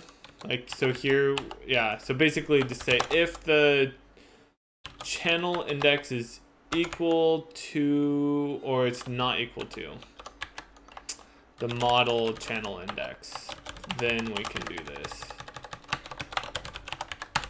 Okay. Great. I think that's good. We do have that issue with the setting the class is not working properly. We will figure that out. So I'll leave that alone for right now. There is a number of things I would like to change. We'll get to that. Let's make it so that we can save. Just have like multiple emitters, period. So we have multiple channels. We can change the channel. Let's make it so we can actually have multiple emitters and saving the emitters. I think that's like the most important thing. So there's the emitter selection, adding, removing, selecting.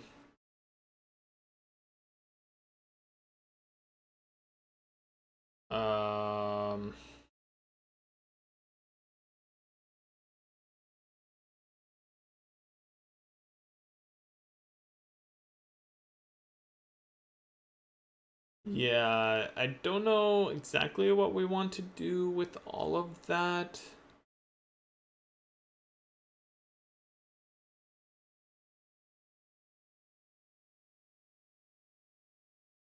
Like, maybe what we would want is to have at the top just a button which is like change emitter. And then if you click on that, it opens up another UI window that has a like new button at the top, and then a list of all of the other emitters that are like in this, that have been created before. We can add in removing them later. That's not as important.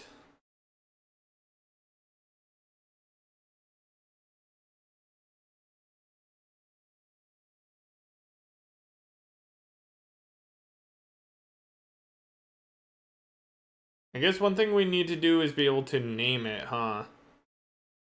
That's important. Do we have a name for them right now?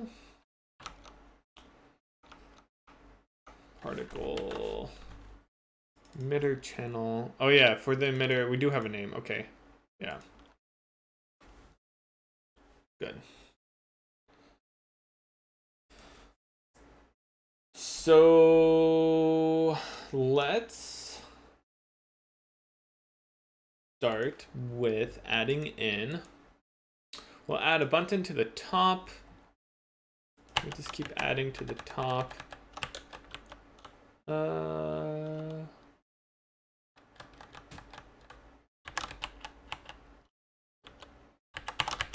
I don't know. Maybe we want to do something like that.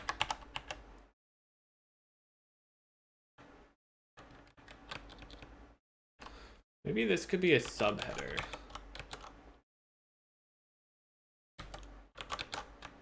And then, oh, that's kind of annoying.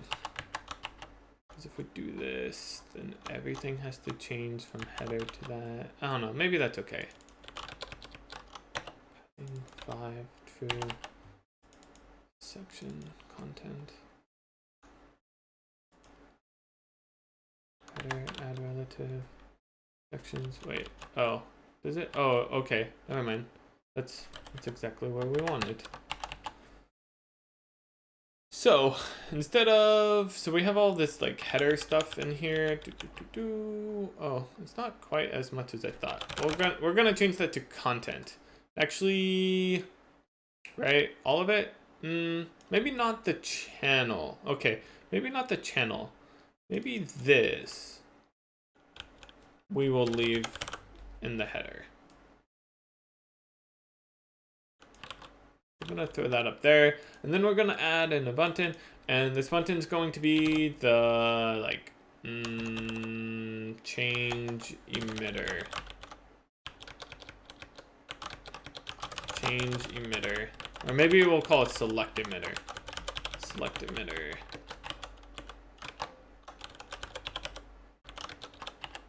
Okay, and that goes on the header. And right now, if this is in handle button click, we'll handle click select emitter, which we're gonna throw in here. And right now, it's going to do basically nothing. Actually, will do nothing.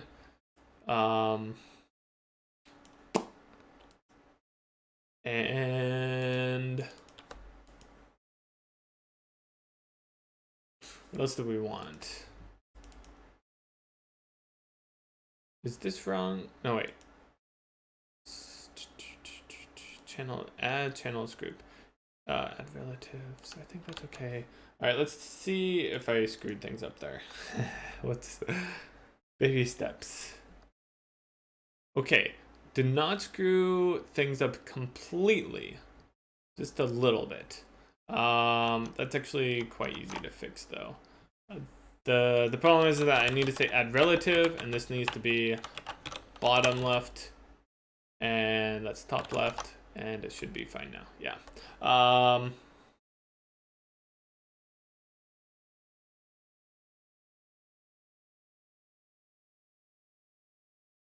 Yeah, channels. What I might do is try to put that all on one line. Yeah, maybe we'll do that. So we'll get rid of this. I think we can get rid of this label. And then I think that's it actually. Oh wait. Oh, this gets added to the bottom left. Add relative. I think it's just added to the right.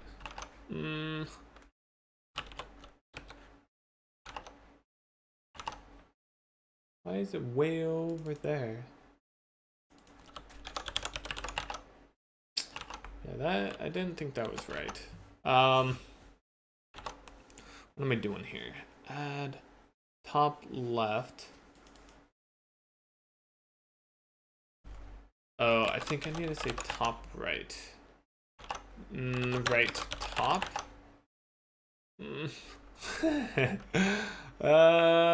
What's going on there? Why is that? It's all the way over there. Oh, maybe because of that? No, right.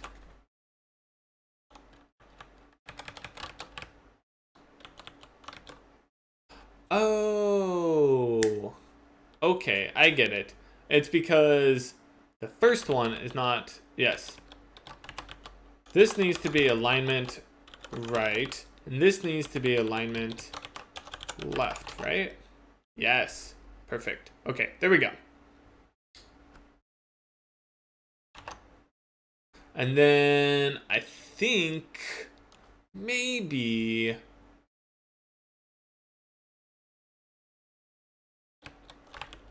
this can just be left.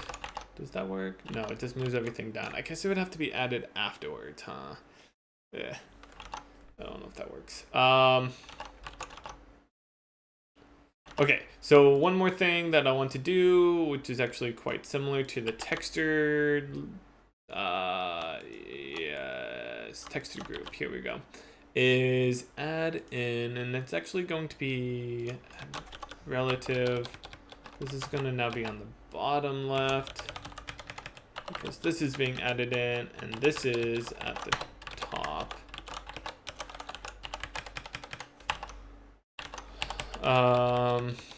Content, oh, that's not gonna be happy. texture group. This is now called the emitter name or emitter group, emitter name group. I don't know. I don't think we have an emitter group, so we can call it that. So this is emitter group. This is emitter label, and this is going to be called emitter name. Emitter.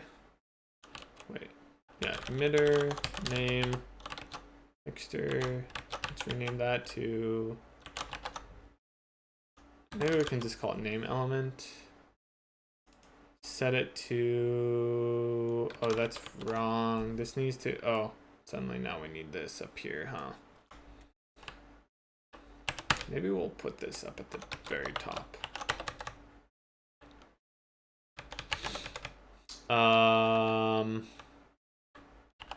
So this needs to be the emitter.name. Do I expose that right now? I do. Okay, cool. Name element, handle, change texture.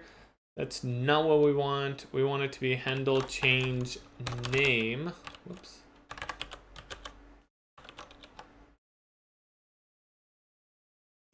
And handle, change name will be similar. View, model, element, text. And I think all we need to do is just say particle get emitter editor. So that's actually interesting. I don't know if we're gonna keep this. That might need to change because we have this name, and the name is just gonna be whatever the text is, right? I think so. Editor. Yeah, see, it's set up properly. Just realized something, that the text is all red. Not really what I meant. Font color. Which color is, oh, it's the edit label, right?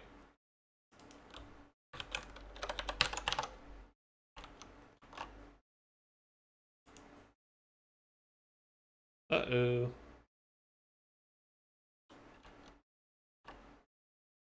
I broke it. Not sure what happened there exactly. All right. So now I can, I believe, change the name. Test. I guess I don't know what that actually does. Select emitter doesn't actually do anything. I mean, it will eventually. Oh,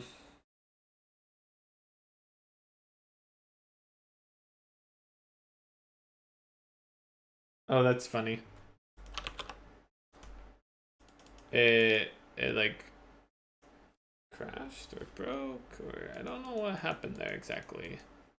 It's like stuck in some loop or something. What is it doing? Huh.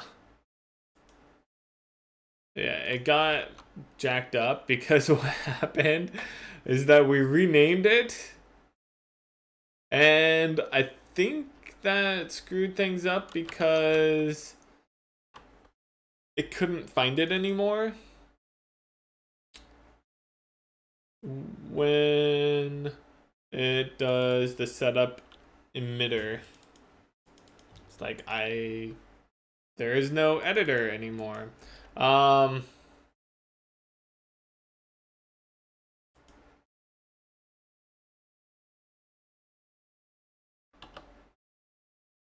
like as soon as we change that, I think that's when it breaks, right?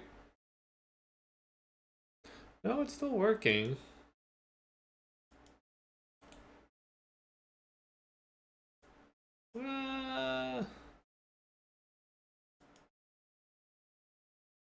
Lifespan.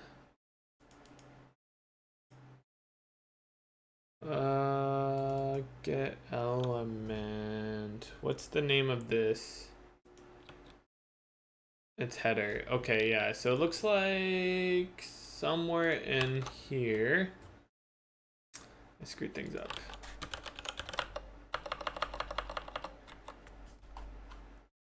are. Header. That all needs to change to content now.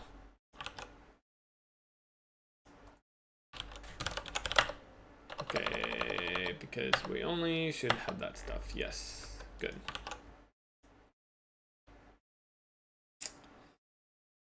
Okay. Yeah, technically, I don't know if...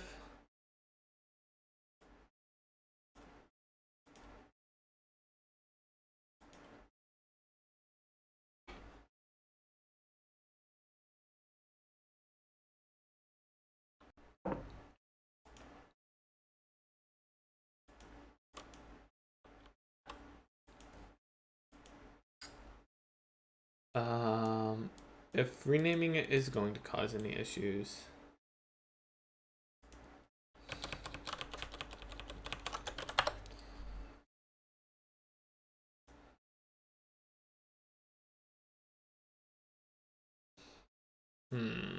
Still running into issues.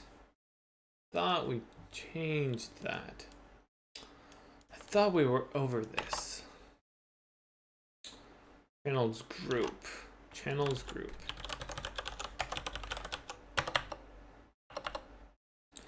So that's in the header. Oh, wait. Oh, fail. That should all be in the header. Okay. Wait, what? What? Okay, so actually I was wrong before.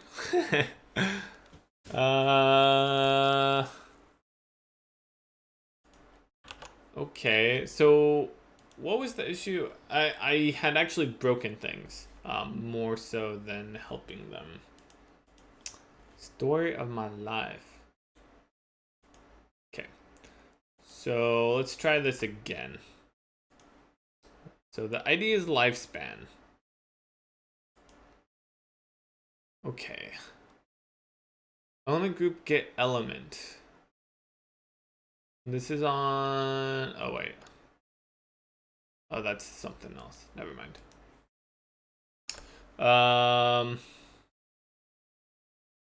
Okay, so this is content, right?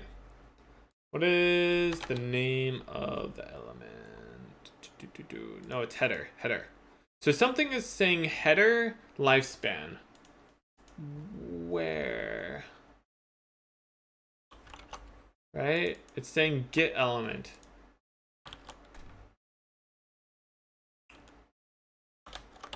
Get element. Okay, so let's look for where we have get element. Oh, I was somewhat right. Oh my gosh. Okay.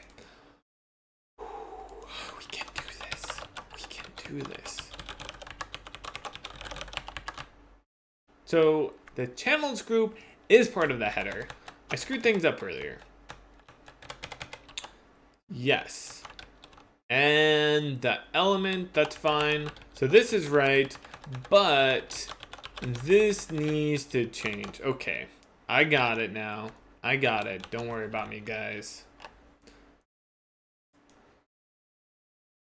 I like move things around and yeah, screwed it up a little bit. But anyways, so if I enable that and then change, now it works. So we can go in here, say, change that to key.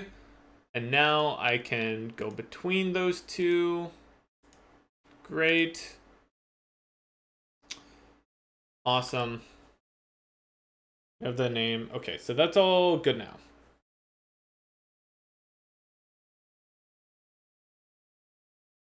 So the next thing that we need to do is set up the saving and loading the emitters. I think we can just do... Wait, do we have a list of emitters anywhere? I don't think we do.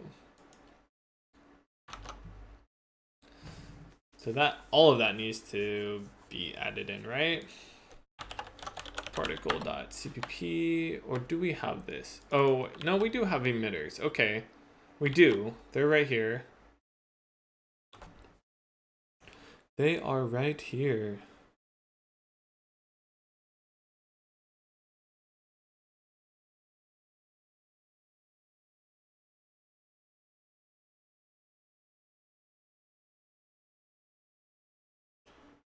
Okay, so let's see here.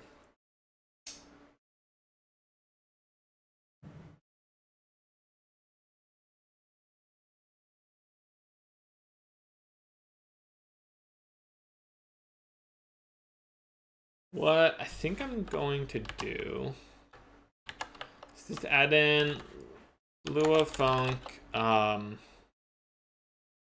save emitter. Oops, save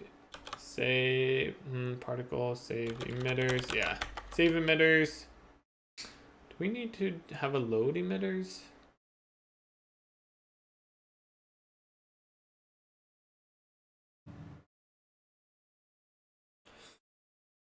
I don't even know if we need to expose this. We might be able to get away with just like a save emitters and a load emitters. Technically, our initialize could load it.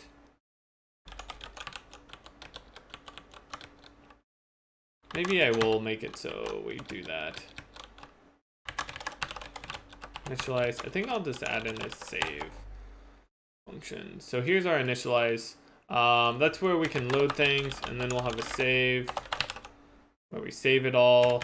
And I think that we'll end up being able to make this very similar to what we did for the automata, which is inside of game.cpp. We have a save. Here we are. This is beautiful. Whoops. Look at this. So we just have a write stream, and we get all of the data. We calculate the size, which will end up being s emitters dot size times the size of a channel. Oh wait, that doesn't quite work. Oh, you know what? That's true. Is that actually? Never mind. I take that back because we kind of want to collapse it down, right? I think so.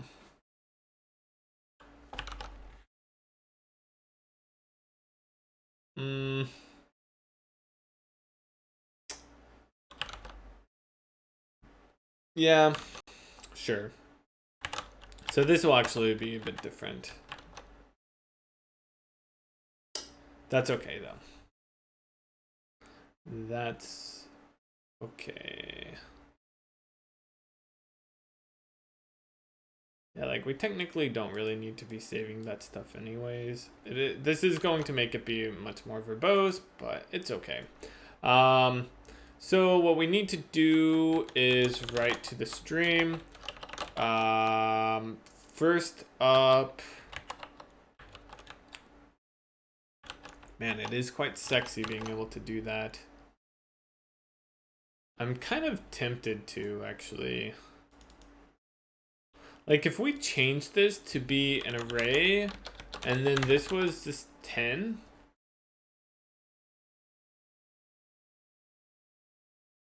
Channels. Then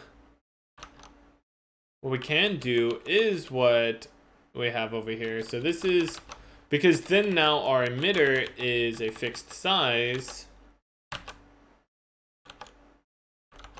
Right? I guess the string, that's... I don't know what to do about the string. Because the string is not a fixed size, right? I don't know if that will work. Because the string is really just a pointer, right? Yeah, that won't work. This won't work. Unfortunately.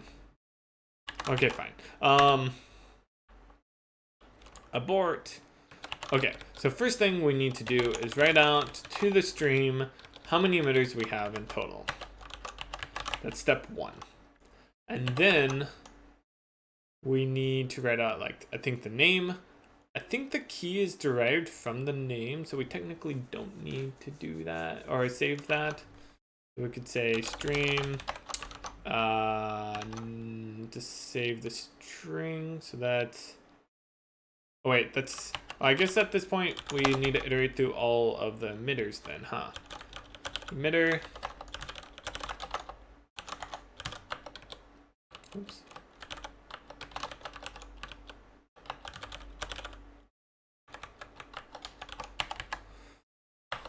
Okay, and then we probably need to iterate through all the channels. So this is emitter channel, ref, channel, emitter channels. So then I guess now we can undo that. Vector. And this would be what?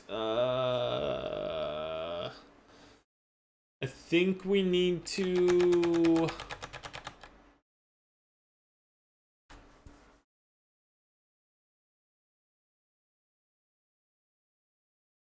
yeah, we can do it like this. We can say stream, write out the emitter channel size, iterate through all the channels, and then we want to say if the channel is used or not. Yes.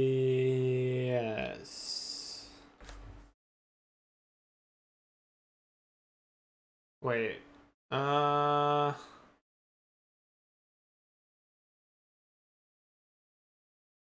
mean, in this case,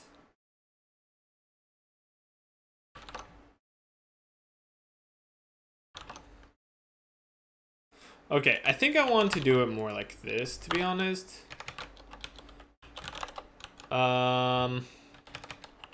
Both of these can be cons. Let's add up how many channels, like used channels, and then this will just be used channels. And so then we just have to say uint32t used channels, maybe size t, whatever. Used channels is fine.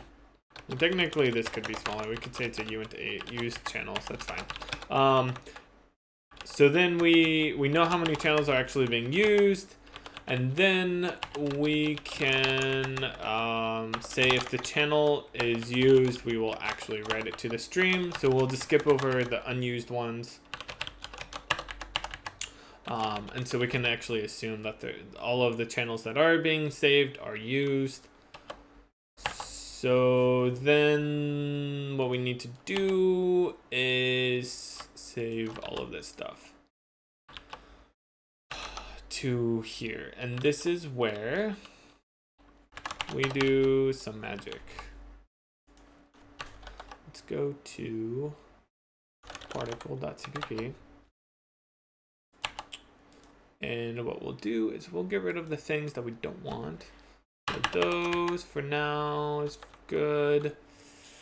I guess let's we technically are going to want that. Get rid of that stuff.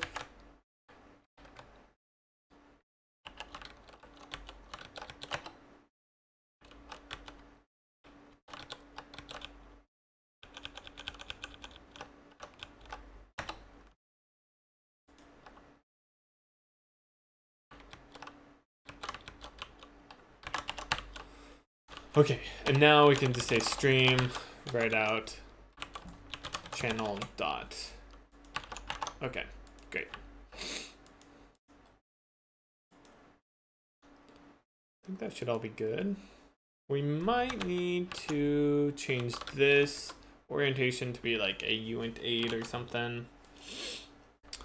And I think that's going to be it. File, save, write stream. We need to include what those are. Include utility, write stream.hpp, and I don't know where include file is not in utility for some reason. Just because. So it does not know how to write a color to a string, really. That should be easy. I think, is it in types.h?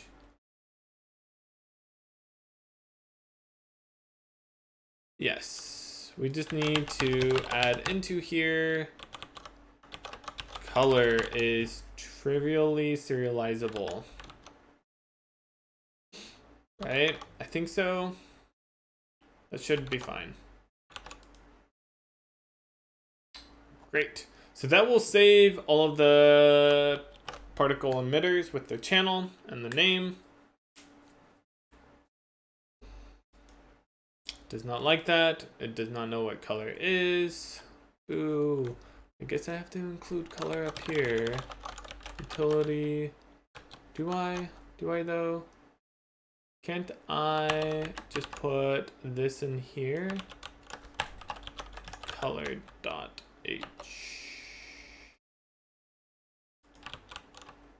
Can I do that? I should be able to. I don't see why not.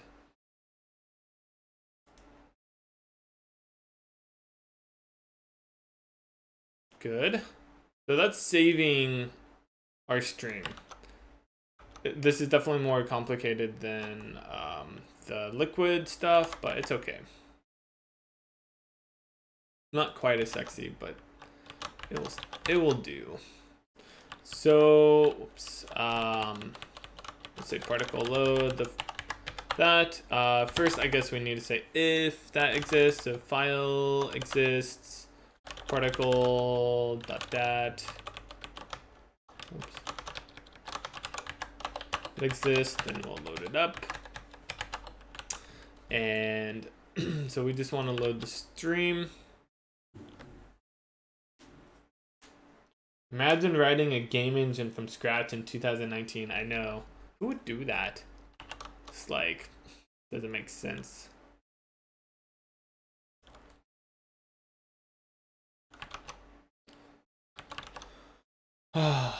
This is one thing I really would like to make nicer. So we have like, here we have something along the lines of, so this is being saved as a size t. So we have size t emitter count. And then we have to do emitter count. Oh, whoops, wrong way. Stream emitter count. I would like to make that be one line. I would like to make that be a single line. Okay, and then what we'll do is oh.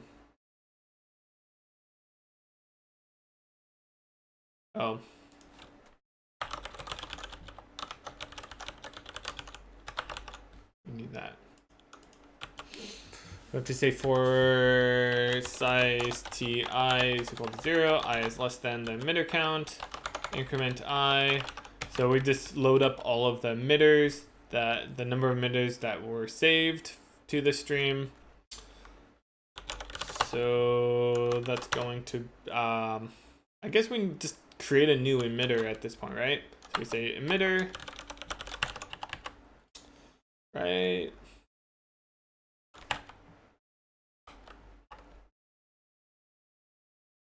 Can't I?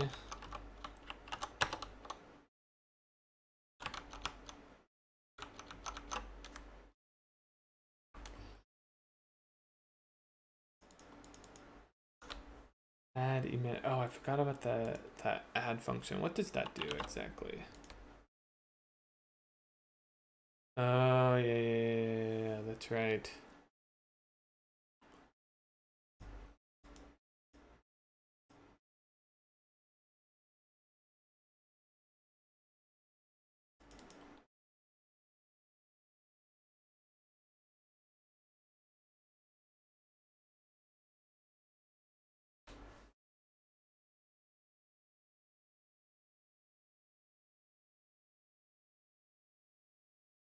Right. Hey, Chris Rogers, welcome. What's up? I guess we can just use this, right? That's fine. It does mean that we have to like set it all the way up, but I think that's okay. So what that means is that we have this, we create an emitter here, and then we stream into the emitter the name, and then we need to get the used channels. We stream into that, and then we iterate over the used channels.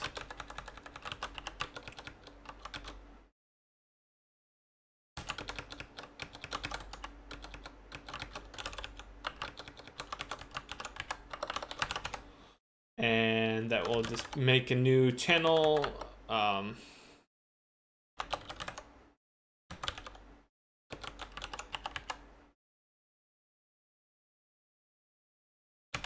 I think we can do this, emitter.channels in place back, and then just say that the channel is equal to whatever this is, right?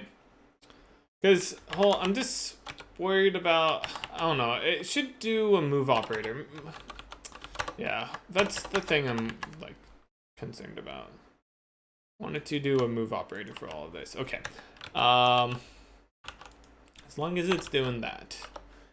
So we need to inverse those, and then at the end we just say emitter channels pushback. Really, we want the move. Hopefully that's what it uses. It looks like it might. Okay, and so this, that now. And so we're properly loading all of that. And I think that's it, right? Then at the end, we will say add emitter, pass in the emitter.name and the emitter itself. I don't know how necessary that is, because you get the haster, the key. I mean, it doesn't hurt, sure.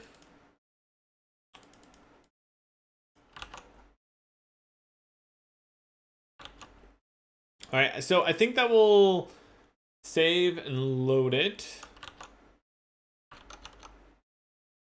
And so then, let's see here, what can we do?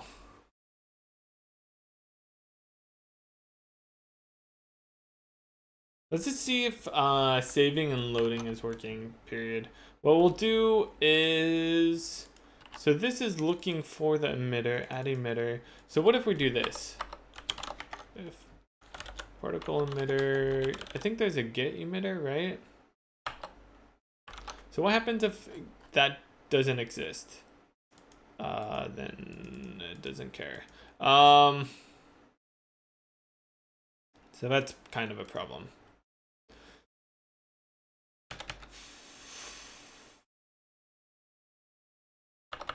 Maybe we'll have a bool has emitter.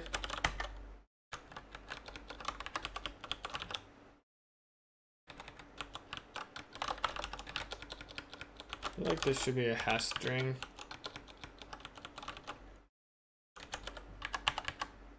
So then it can just be return if s emitters contains key, right? Oh, wait. Name s emitter mapping key.value. There we go. That's what we want.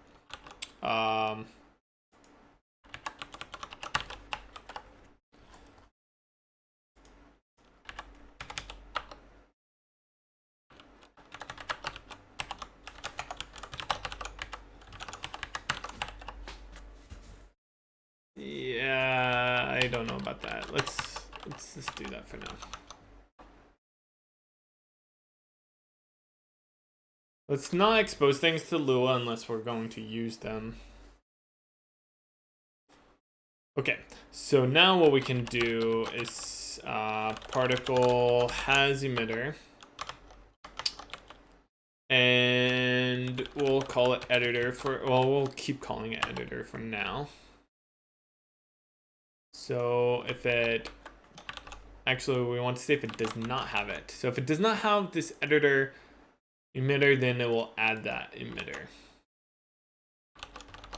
And so now all we need to do, so we are calling initialize.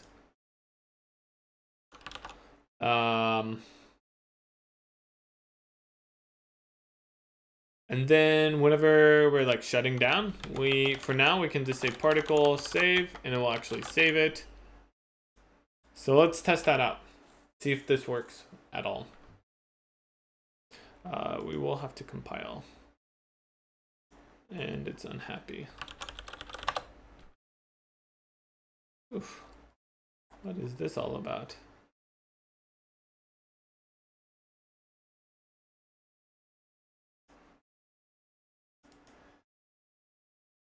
Argument list is missing. Okay, so it's not happy about this. I think it's maybe because I need to include traits.h or something.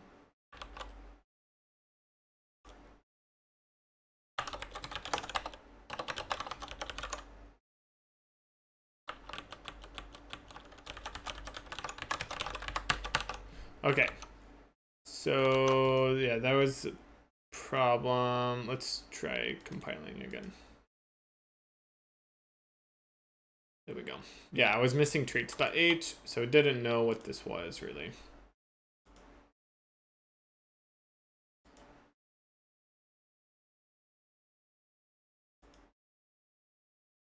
Cool.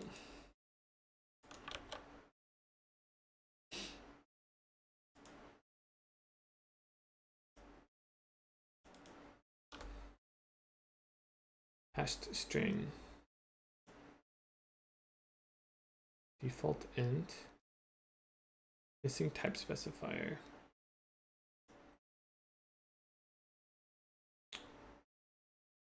It's missing.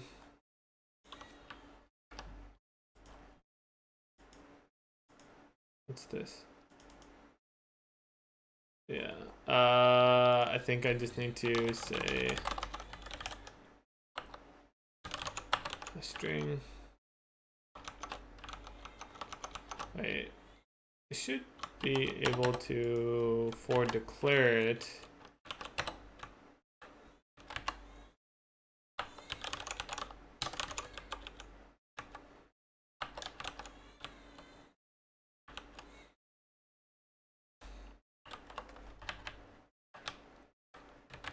Surprised none of these are using it.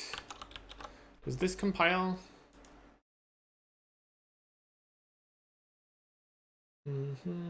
Yeah, okay. Let's try this now.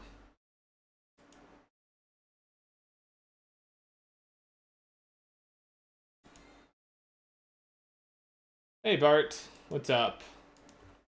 Welcome. How's it going?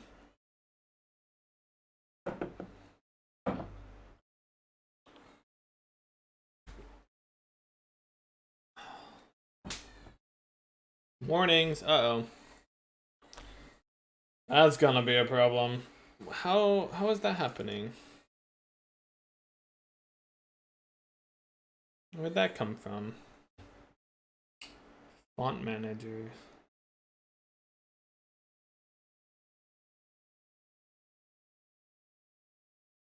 Optimizing some deep inner loopy stuff. Ooh.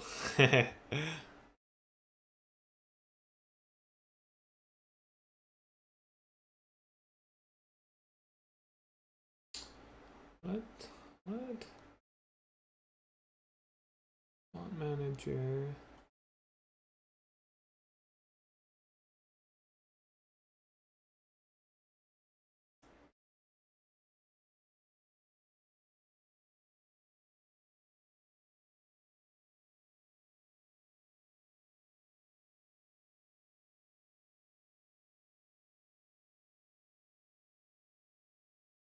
Errors are not allowed. I think that might have actually gotten turned off, which is something I need to turn back on.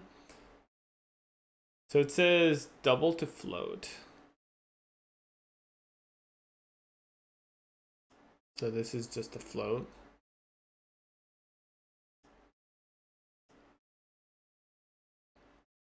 Yeah. So I need to.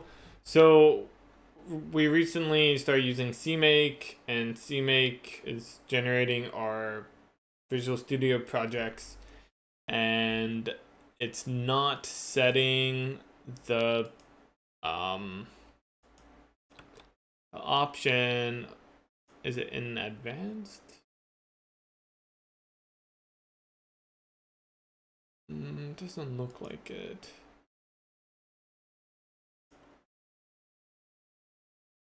Code generation. I don't remember warning. Treat warnings as errors right here. So we need to set this.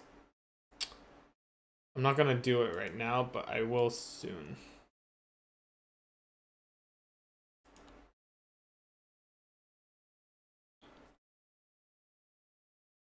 Okay, so here's our little particle editor. What I was doing was making it so that it's actually saving it and loading. So if I change this, now it's, using keys. Let's just change some of the default values so that way we can see it's actually working.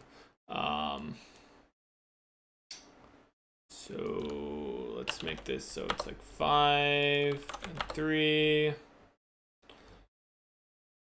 Have it fade out at the end. Cool. So that's probably good enough. Let's set a breakpoint over in here. Oh, we already did. Cool. So close it. That should now save it. We can see it's opening up it's trying to save this. Use channel. Excellent. Oh wait. Oh, fail. Okay, so we found one issue. Which is that I meant to say if the channel is used. Then do that.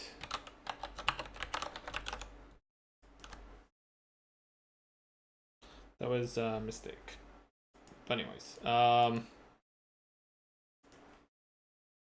and that's actually a problem in here, which I'll change.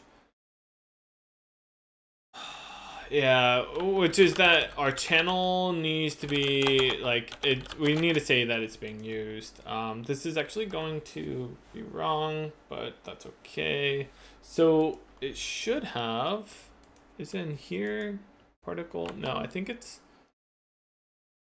putting in the root right now. Yeah, particle.dat. I need to move that, but can read size of value. Ooh, fun. Look at that. What happened?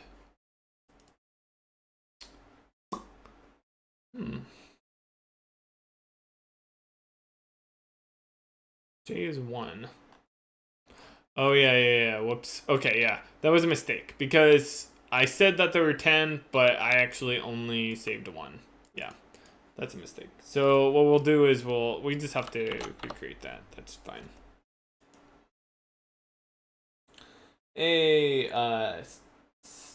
Stickity green stick asked, hello, how much time approximately will it take learning to develop games? I know how bad this question seems. I'm not a native speaker. Is it okay to stream how I learned from zero, or will that be stupid? Yeah, I mean, it takes a while to learn. It really depends on what you are trying to make. Oops. I thought I deleted it. Oh, I made a new one. Right. Okay, yeah, whoops. Diffused. Okay, let's try that again. Yeah, so it takes a while to learn. It really depends on what you are wanting to make. Like, it's going to be easier to learn how to make like a breakout game than it is to make, you know, World of Warcraft. Obviously, you can't learn how to make World of Warcraft entirely, but just like learning specific parts. You don't have to learn how to make an entire game yourself. You can learn how to do like a specific aspect of a game, like I'm going to become a graphics programmer or a UI programmer, whatever, or network programmer if you want. If you want to make an entire game, obviously you're going to have to learn more. And then, again, it depends on what you're making, and if you're using existing tools. Like, you don't need to learn graphics programming if you're using Unity or another game engine. You don't need to learn networking if you're not making a multiplayer game, regardless of what engine you are using. So yeah, but I think streaming from day one is fine. Like, you know, don't expect many people, just because if you're not streaming already and you don't have a community, then there aren't going to be that many people watching you, unless you have a community elsewhere and you're bringing them to Twitch. But still, I think it's fine to stream. You know, people are interested in watching other people learning, helping them out, whatever. Okay, so let's try this again. So we're just gonna change this to be key. And I just realized something, which is that whenever we load this, it's not going to be quite right. So we'll just make those changes. 5, 3, done. Okay. And now we'll save it. Make sure that this is working properly. So it should have just one. Use channel. Yeah, so this seems fine. And now let's see what happens when we load it. So one thing I've realized in here that I need to fix right now is that we are not loading this stuff. We need to do this. And I mean, we could do it right here, I guess. Right? Oh wait, no, we do need to put it in here. Never mind. We'll do it right here. So the channel texture, we need to say, hey, this is going to be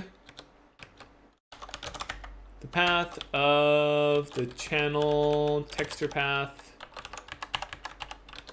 And then we need to load or set the vertex shader and fragment shaders. You're welcome.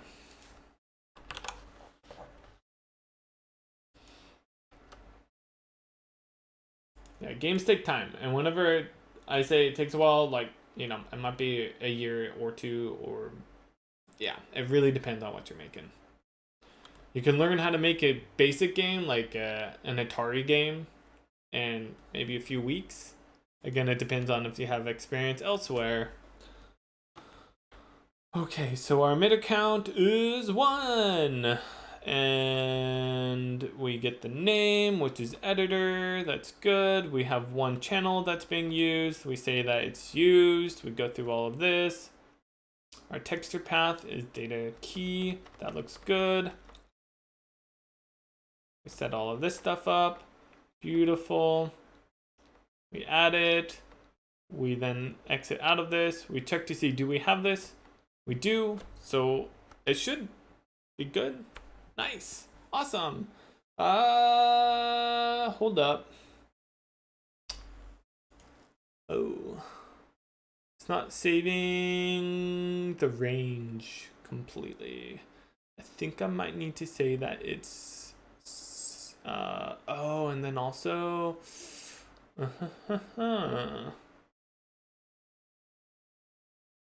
we don't, it's not giving us that's true.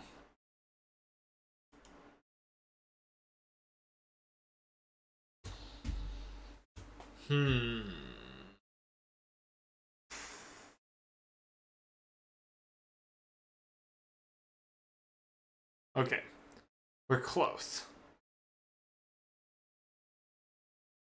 We are close. So the problem right now, there's two problems. One is that I need to say, I'm kind of surprised it's working at all. Wait, I think it's up in here. Let me look at this. Types. Oh no, I do have it in here.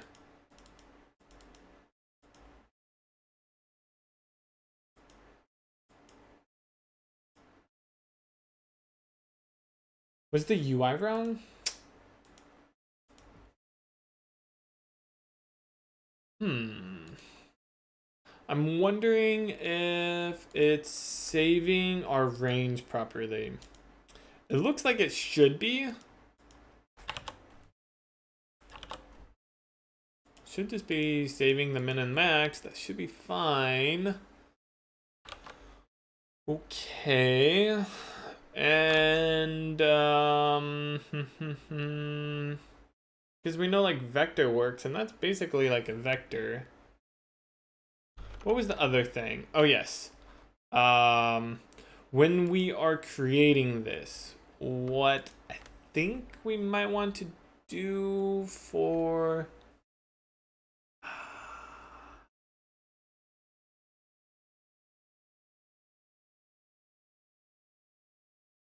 this is like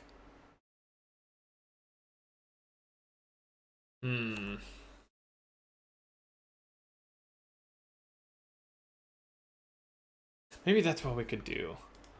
Okay.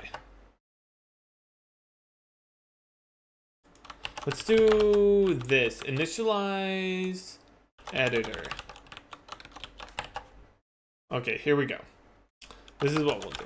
Say initialize editor will call initialize, but in addition, it will do one more thing, which is iterate through every single emitter, kind of like this.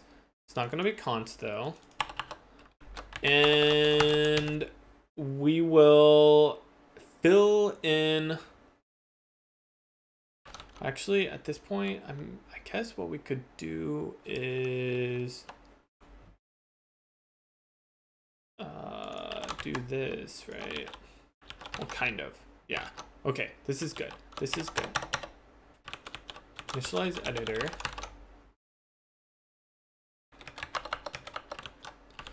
So emitter. I'm gonna do it like this.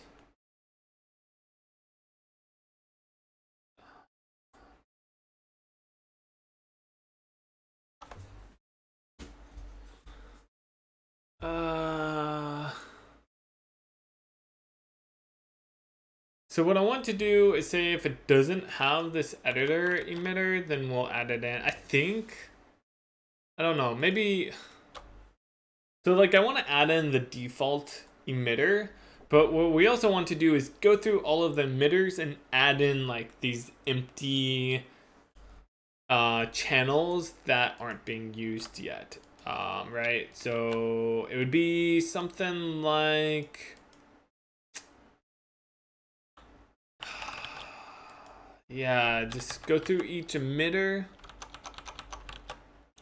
Say, hey, let's resize the channels to 10 so it's always 10. And then I guess we know it's used, right? So it's resized. So that means it will create any of the ones that we are missing. And any that were created before are saved or are being used. And so I think we can just say if it's not used, if the channel's not used, then we want to initialize all of the data for it. I think that's what we want to do. And so this will just like initialize it. And yeah, I think that's good. The one problem with this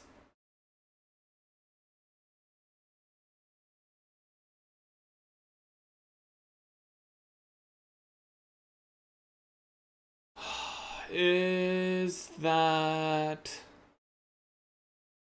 I want to...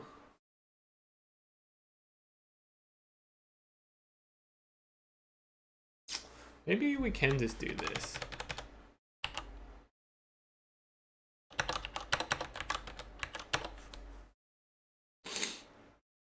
To say, hey, if you don't have the editor emitter, then add it in.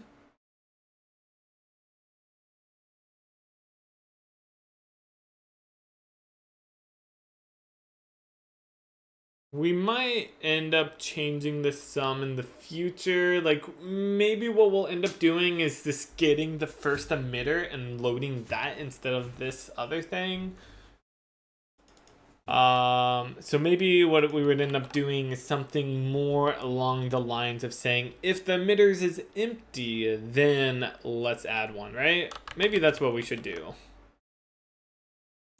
So if S emitters is empty, then we'll add this new emitter that's called editor.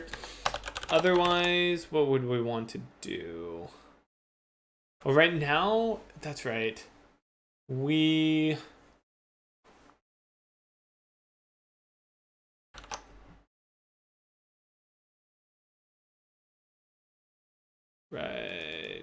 set up the emitter component when we just say it uses editor. So that's the challenge, is like, really what I'd want this to do is set it equal to be whatever. Like this should be the first emitter. I don't know. I mean, wait, how could we even do that? Oh yeah, that's easy. We can just say get first emitter. I guess that's okay. Emitters. I guess that's okay. So if it's empty, we add this. We do need to make sure that it's used. Maybe what we would do is this. Bool created emitter false. Maybe we could do this.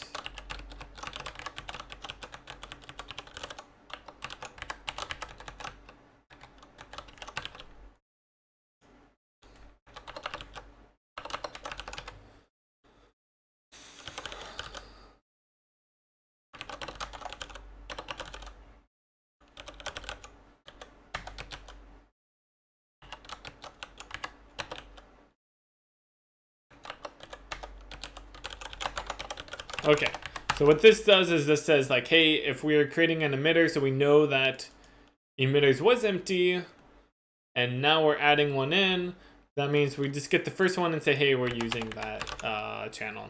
So that should set it up properly.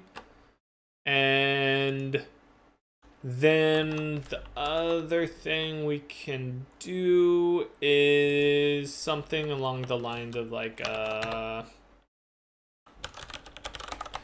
get first. This is kind of weird, get first emitter. I don't know if I like this. We might want to change that.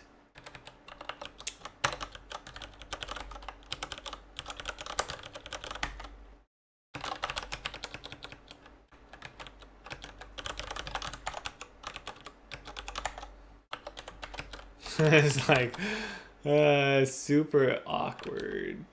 Right, emitter to emitter pointer. Oh.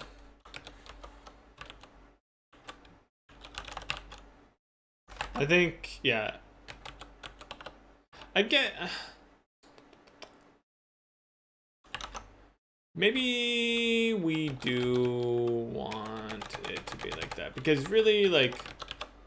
I mean, this should never be empty, but if it is, then we would want to return a null pointer.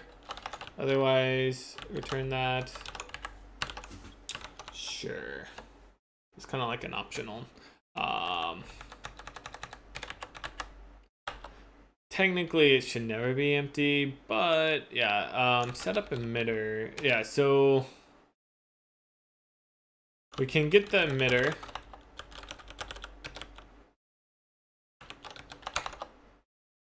Which is get first emitter. That's in particle. Hey, real loggy. Welcome.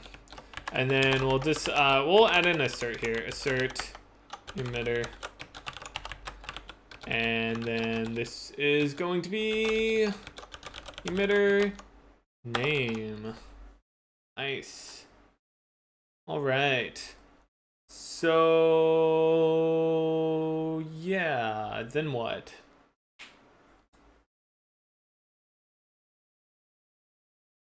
UI state, particle emitter.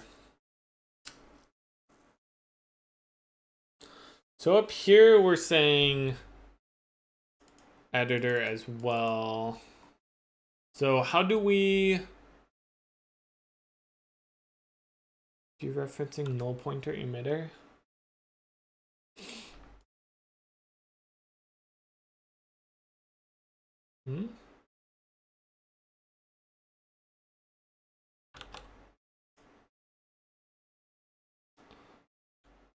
Well, I'm asserting here. I mean, I guess it wants me to say if emitter. Does that make it happy? Dereferencing null pointer, but I'm no.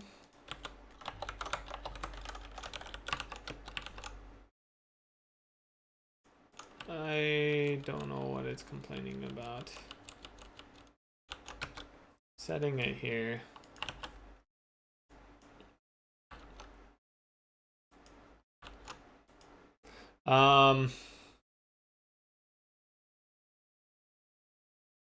Yeah, so the challenge is that what if we like are going to be changing our current emitter or whatever?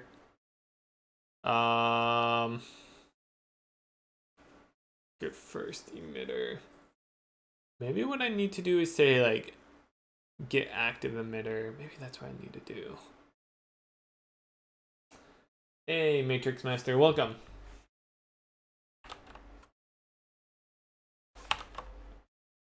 So we have, I guess I have, wait, don't I test editor? Yeah, okay. You know what, actually, we have the UI editor right here.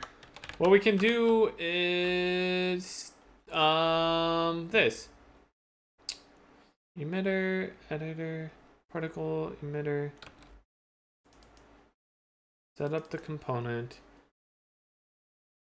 Oh, I see. Okay, yeah. So what we need to do is this. Get our editor, set that up there. I guess really we will put all of this in here. And then this editor model.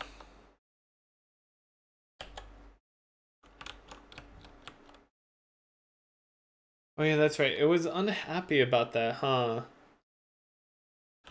I forget exactly what it was unhappy about. You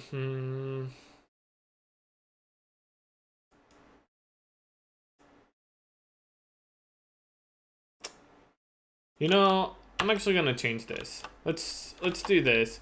Let's go to, so we have the channel index.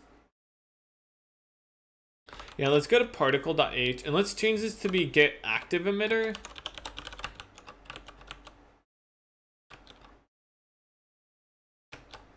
Which I guess means that we need to have a set active emitter. Which I think will just be a key. Set up get emitter, yeah, just like that.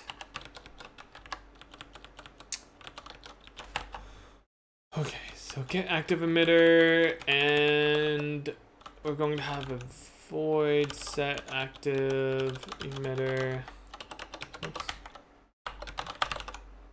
So this is going to just set the active emitter key. So that's just going to be a string. And then this is going to be get emitter. Pass in that.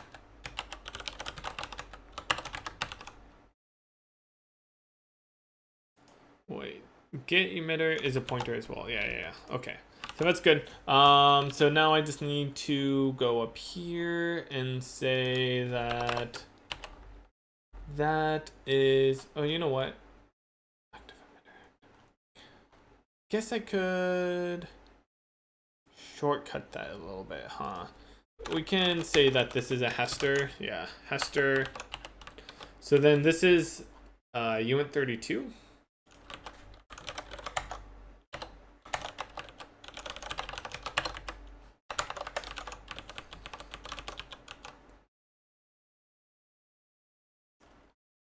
And up here, what we'll do is we'll say, yeah, we'll do it like this. Okay, yeah. Okay, what's get emitter again?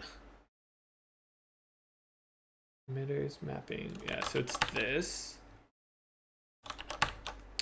But we take out this, replace it with active emitter. And man, this is a mess. I need to clean this up a little bit.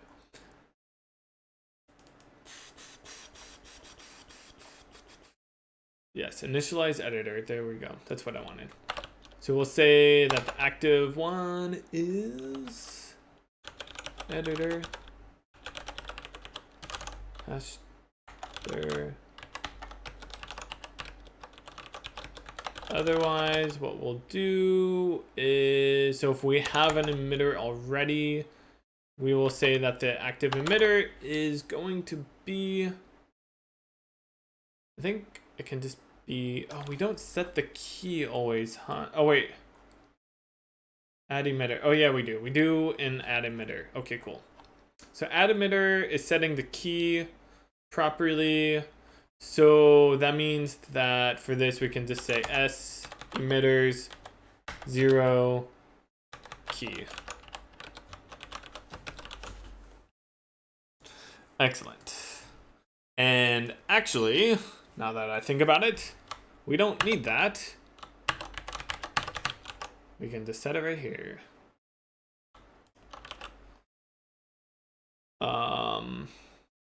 Yeah. Because we're always going to, we just want to always have it be the first one. And if we don't have an emitter already, we'll add it and it'll be our editor. So that's fine. Excellent. So with that, what we can do is set up emitter. This is a little weird because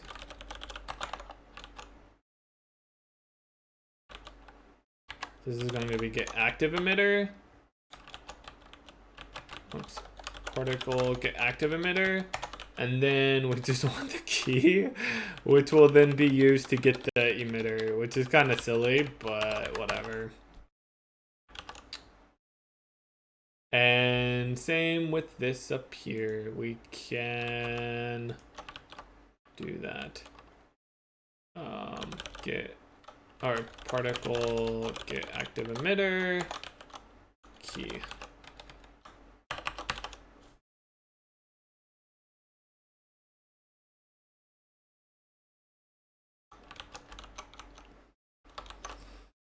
Okay. I feel like I'm forgetting something. Yes. We need to now go into the UI here, and all of these places that we do particle, get emitter, I need to make sure that this is exposed. Lua, func, get active emitter. Get emitter is fine too. We'll keep that. But yeah, we want to use this get active emitter. So let's go ahead and refresh this. Build. And while that's building, we'll go into here And everywhere that we have this get emitter editor, we're going to change to be get active emitter. Whee! So that way we're kind of paving the road for being able to change what the emitter is. Originally I was thinking that we would just like change what the editor emitter was.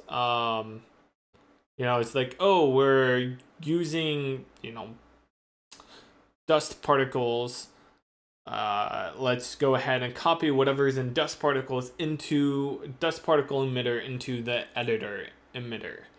But I think I'd rather just do it this other way. This seems cleaner, better.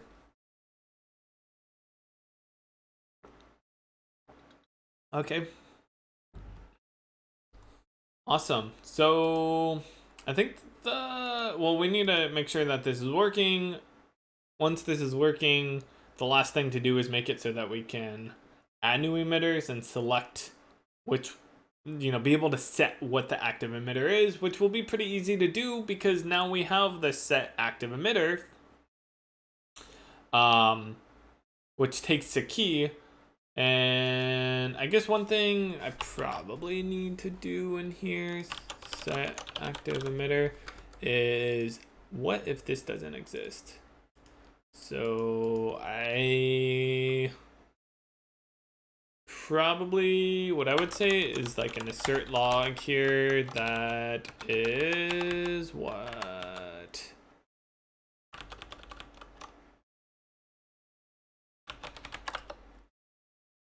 Emitter key.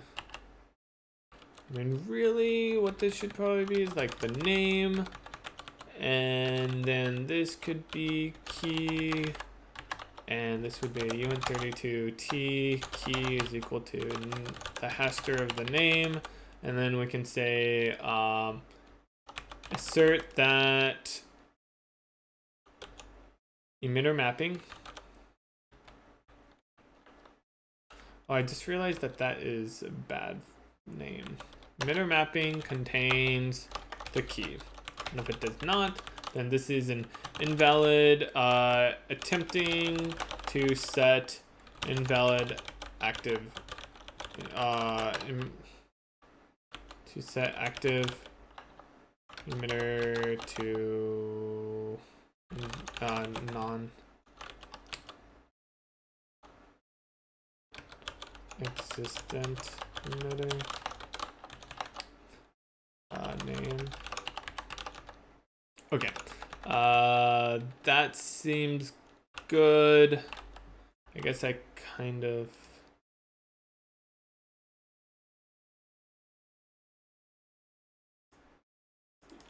let's go ahead and change that to be name. I guess. I don't know. Whatever.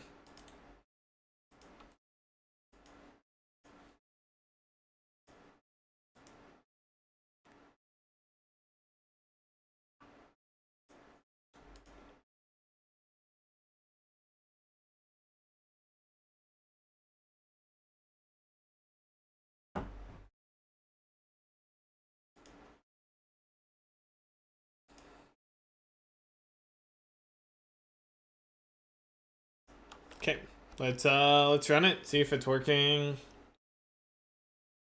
What did I miss? Hey, it looks like it's working. Oh yeah, there's that range, that's right. I wanted to play around with that.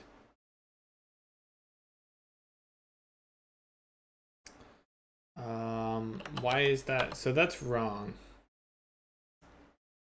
It seems to only save the first value, not the full value. I'll have to look into that.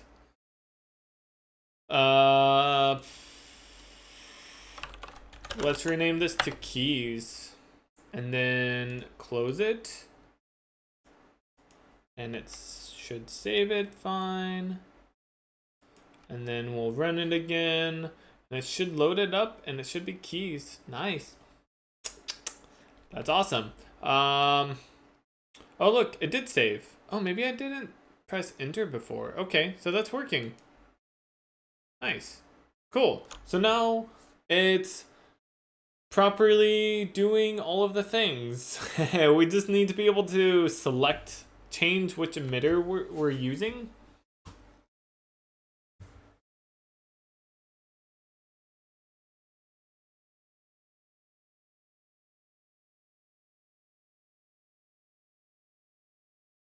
Excellent. What I'm thinking about doing is also moving this select emitter up here, maybe after emitter name, and then this could be on its own line.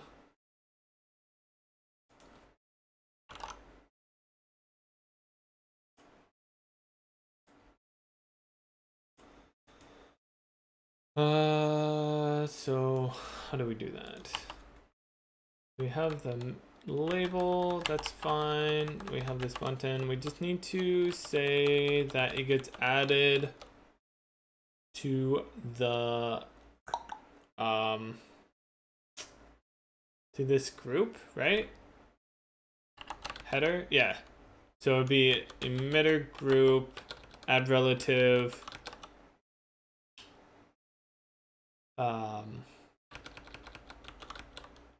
to the right.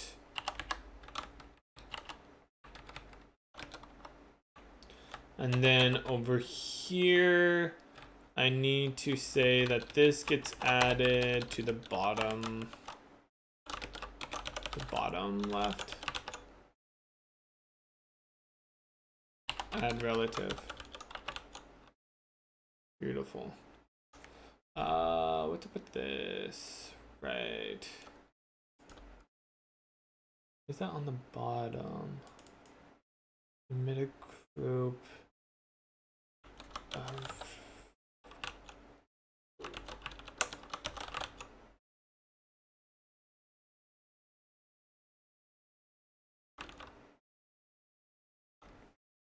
What's up with that?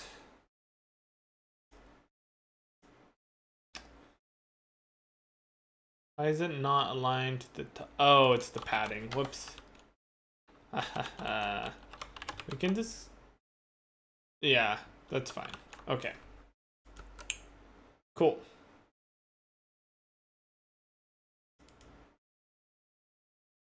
Seems good. You know, I could say add to the right? Oh, it doesn't like that. Oh, it's because I would have to have it be the size. Oh, yeah. Okay, never mind. This is fine. This is fine.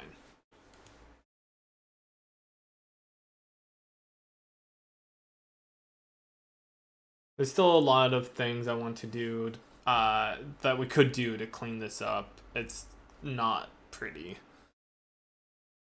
Yeah.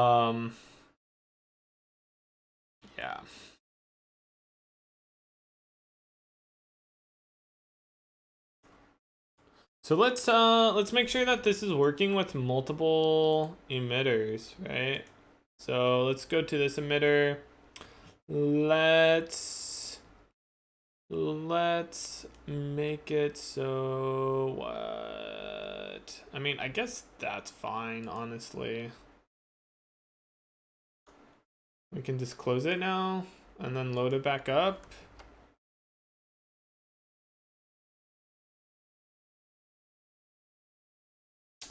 Oh, it's not properly showing that it's used. Okay. So that's one small little issue is whenever it loads. Yeah, in here. What I need to do is say what? If channel.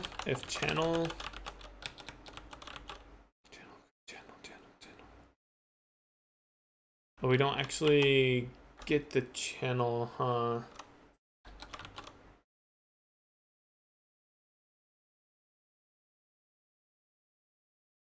Right? Oh, channel's up here. I guess what we could do is like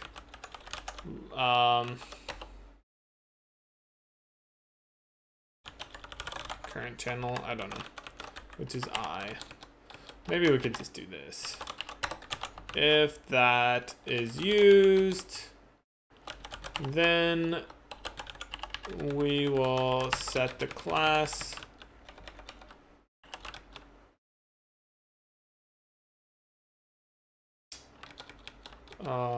channel panel to be used. Okay. So now if we restart, yeah, it's set up properly. So we still have that issue with the setting the class is not working quite right. I need to figure that out. And then we have being able to select which emitter we are using.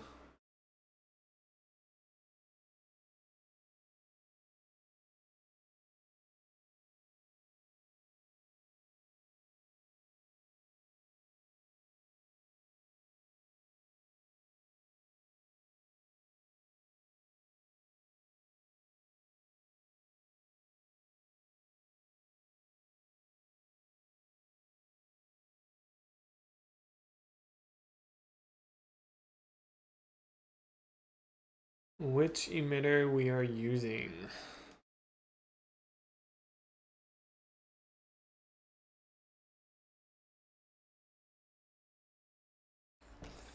I'm thinking about that.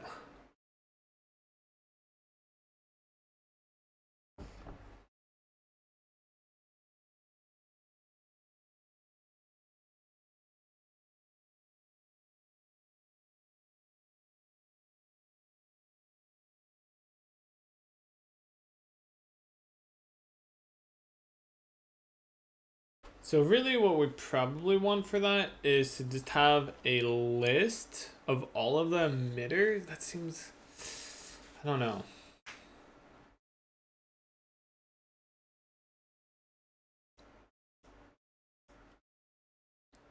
This probably, I don't know. I'm not sure about that.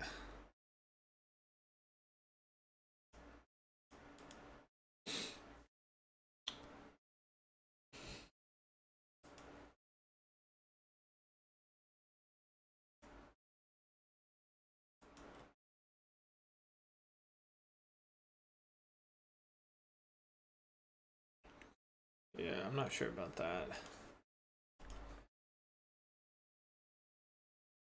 Let's kind of change gears just a little bit for right now. I wanted to commit a bunch of this stuff, or maybe all of it.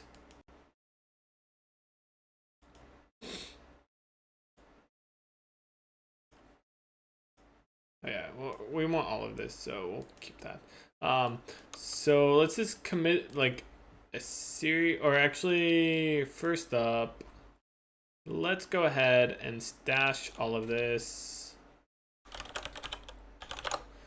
and pull this change here before we try to commit things.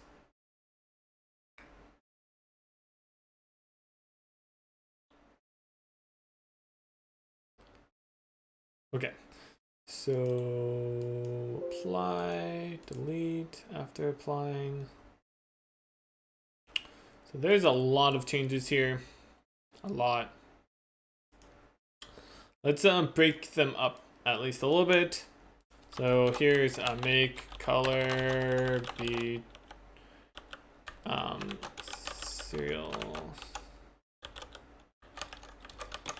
serializable.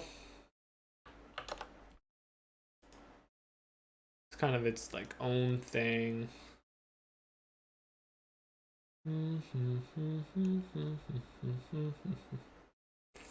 Yes. Okay. Here's something that I want to do, which is, I think, this. I guess it's mostly not necessarily this thing. mostly just that, which is making it so that the path is exposed. And then what's the other changes? Not that one. Customizations. It's part of it. Randomness. Wow, there's a lot of changes in here. So many. Lua user types. Not that. We do have that Lua customizations that gets pulled in. I will commit that stuff in a bit though. I think that might be it. The Lua customizations. That. User type system, that's fine. Oh yeah, I don't want that.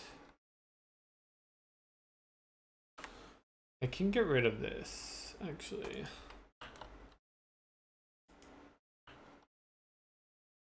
Should get rid of it.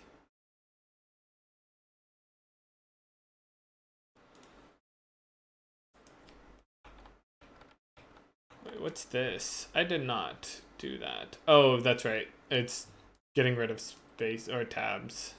Okay, so this is one change that I want to keep or commit, which is Lua customization point for path. For path, sure, yeah. So that makes it just so that way we can convert a string to a path and a path to a string, you know, going from Lua to Python or Lua to C++ and vice versa. And so yeah, this is a bunch of stuff we've been working on for the last several days, and I just haven't been committing it because it was just like, oh, I need to change this thing now. Okay, so another thing I wanted to do is handling all of these events. So we did a bunch of stuff with events. I think this is, oh yeah, we want this. And we want this. So it's mostly in UI. We want class view. Oh yeah, we do need that there. Get view. We don't need that right now. That's a thing. The reason why I like to commit that. Oh, actually, we probably want all of that. The bound args. That's kind of. I guess we could support that. That's almost a separate thing. Maybe that's a separate thing. The reason why I like to do this is, let's say that I ever want to find out how I did something by breaking it up into smaller commits. It makes it easier to look for something. If we ever did break something somehow, like, oh, hey, we actually broke this thing. So now doing it, you know, it just doesn't work. And it's easier to do a binary diff if you have 20 commits rather than 2 giant commits, because then you can kind of pinpoint exactly what it was. So you don't have to like, oh, let's comment out half of the code in this, you know, oh, we have this, yeah, like this huge gigantic commit that touches 20 different files. Now we have to comment out the changes in this file to see if that was the thing that broke it or whatever. And so it's, yeah, it's just nice to break things up a little bit, if it makes sense too. It's easier if you commit things incrementally. Okay, so we want that. We want all of this. Oh yeah, there's that change. So we want all of this except for that one. So this is all dealing with, we changed how events are working in the UI.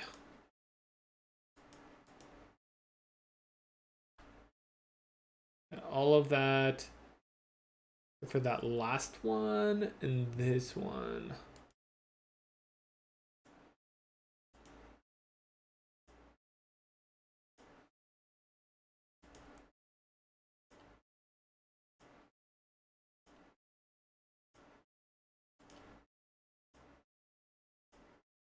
Great.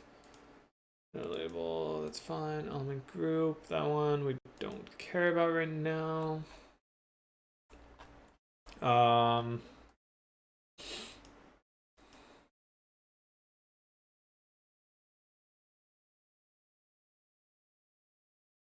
I think that's it for that at the moment, at least. There's the UI stuff that we kind of should commit, but a little, yeah, it's fine. It's fine.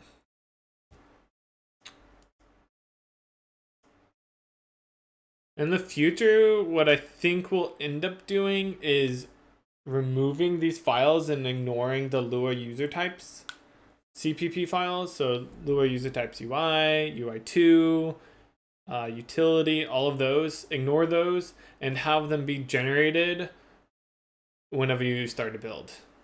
And so that way they're not committed whatsoever. Because they're generated files, they really shouldn't be committed.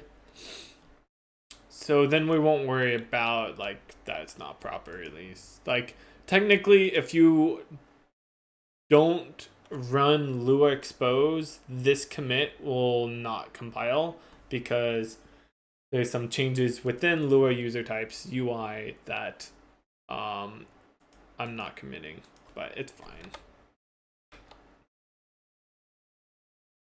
Okay, yeah, that looks to be it.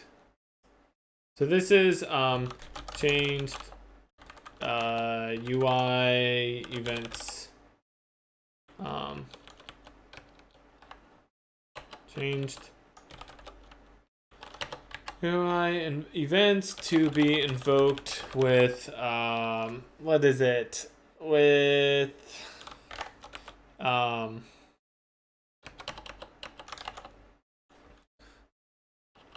parameters. It's view model element. That's what it is. Okay, cool. Commit that. Wow, there's so many like small little changes here. So we'll stage these two. I think both of them. Oh, it's this and this. Tabs to space.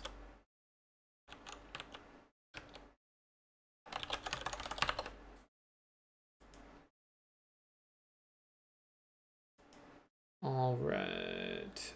Label, test UI, component, user types.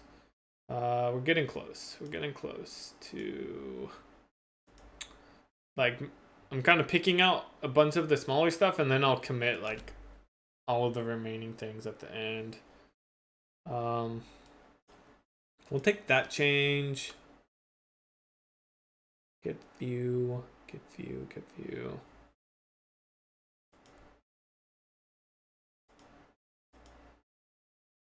Found dogs. Oh yeah, I want to commit that as a thing. But there's an issue in edit label.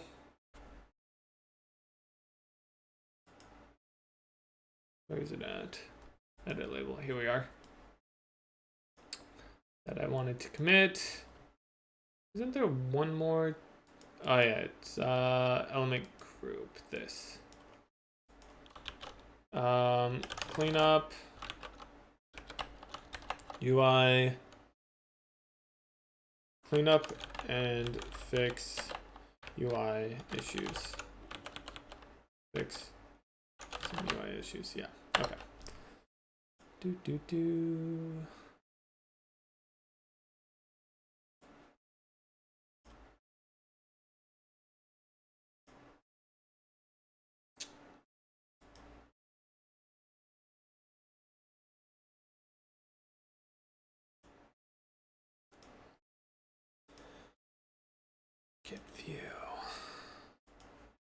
there other places with that get view that I need?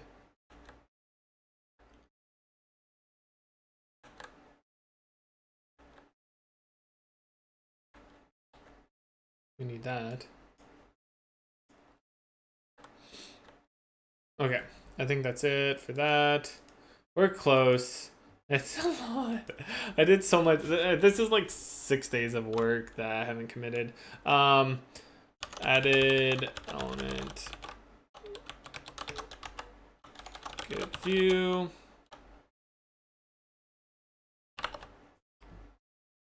Okay, we did this cool thing with event here that I wanted to add in, which is add support to bind parameters to a sol callback.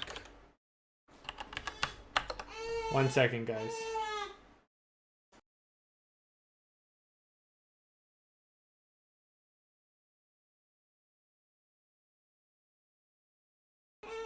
I will be right back, guys. And I'm back! Sorry for abruptly going AFK. Wife needed some help with the kids, so that's where I went.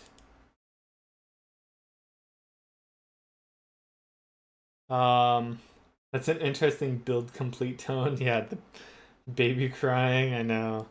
Yeah, it's nap time is always a challenging time, to say the least.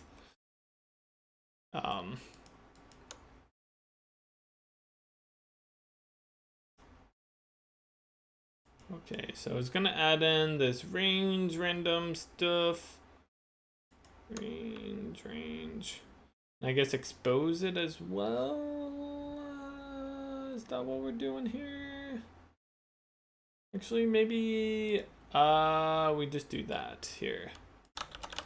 Range randomness.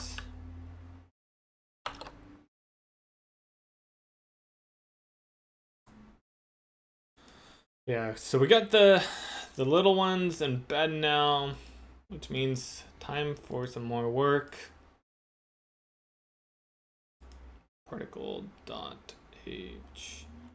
Okay, I think we're about ready to just throw all of this into be committed out at once.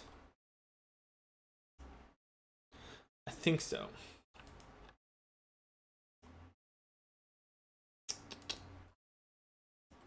Think so.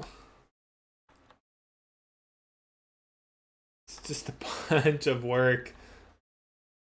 I took out all the like smaller interesting things that we wanted to do. Oh, I guess that's true. Okay, we'll do this one other change here with the UI manager first. Where we moved it into a hash map. That's a good thing to commit separately.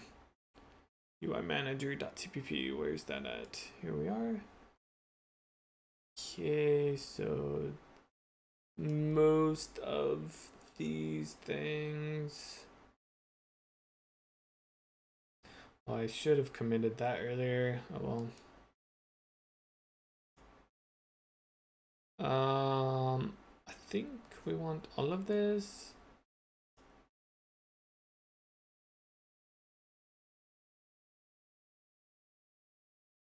I actually forgot about some of those. Okay.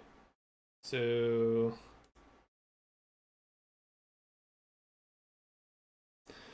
actually, let's go ahead and commit this entire thing. Whoops, not that. And we'll just say that it's these two things. So there's moved UI manager views to a hash map. And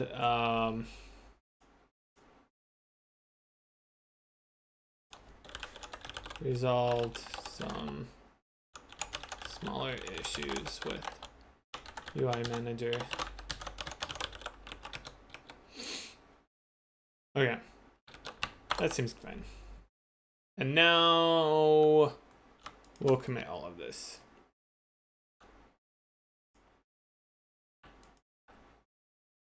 Oh yes, that's right. What I had planned to do initially is actually go into here, go to data, UI, and change this to be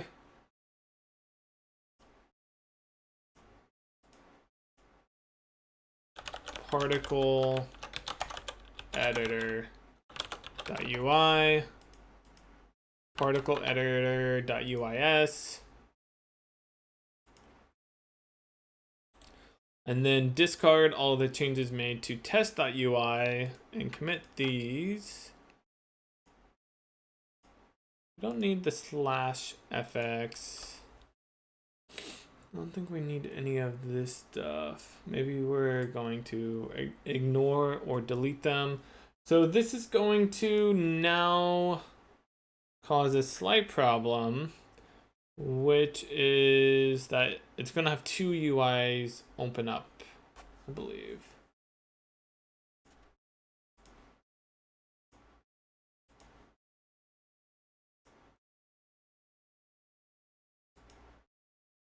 Did I actually change stuff?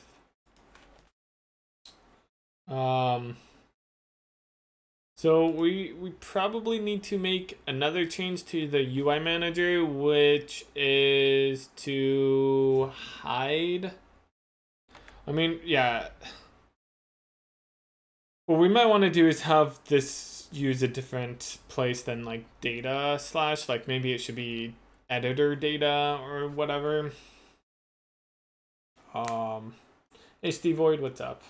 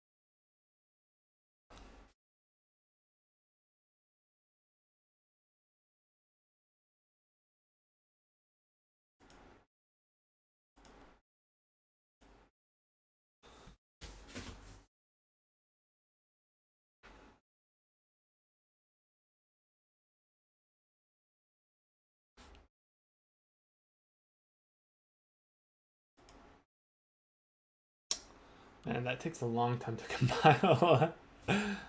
Good. How's your day been? It's good. Gotten a good chunk of development time in so far. Over 4 hours already. Just put the kids down for a nap. And yeah, pretty much kind of putting the final touches on the particle editor. And I think today is going to be the last day that I work on it. So whatever I get done is whatever it's going to, whatever state it's going to be left in. It's pretty much done. Uh-oh. What happened?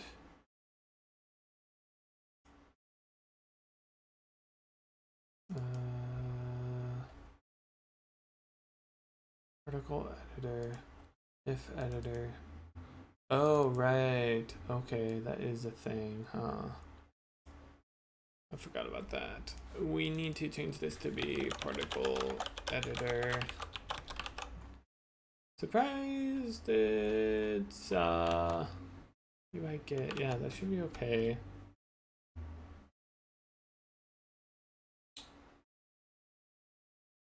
Test should still be valid.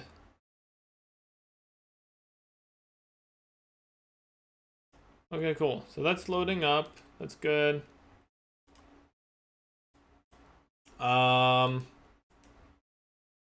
Excellent. I'm surprised. Where's test?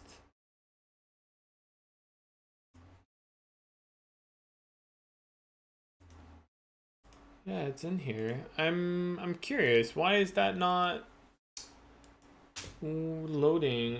Maybe it's running into an error. Oh, right. I changed the interface some. Like, this is now view model.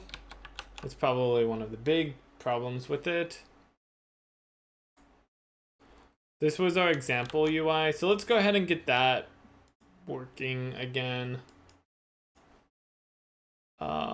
And then I'm going to make another change to it here. Okay, cool. Now we have our two different UIs. So what we're going to do is make it so that they are not visible by default. So we're going to go to UI Manager and initialize it. Actually, it goes through and loads up all the style sheets. That's fine.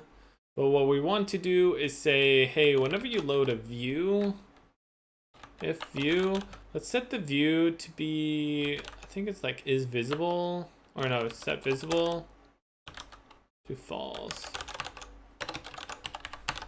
And then what we'll do,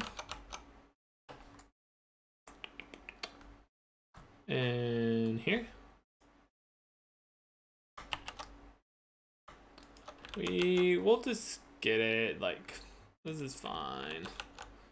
Say, hey, here's our editor. Let's go ahead and set visible to true.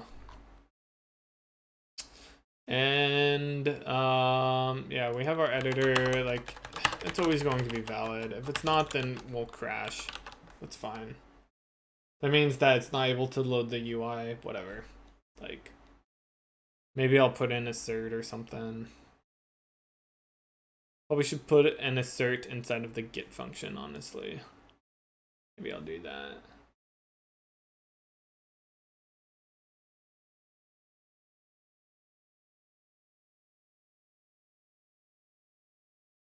Okay, cool. So now we only have that one UI. Nice. Great. So that's working. I hate commas and semicolons in coding. That would be challenging to not have those. I guess in Python you don't have semicolons. In Lua, they're optional. I guess Lua is kind of the same.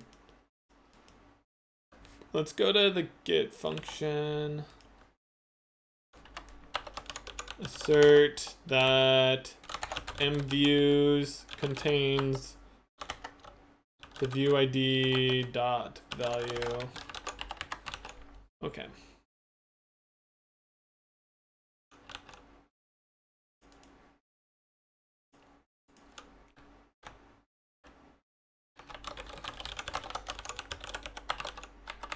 I really need to make the assert be better. Like an actual assert function thing or something. Unexpected end of line and macro extension. Wait, what? Oh, whoops. That would be the problem. Maybe I don't need that then.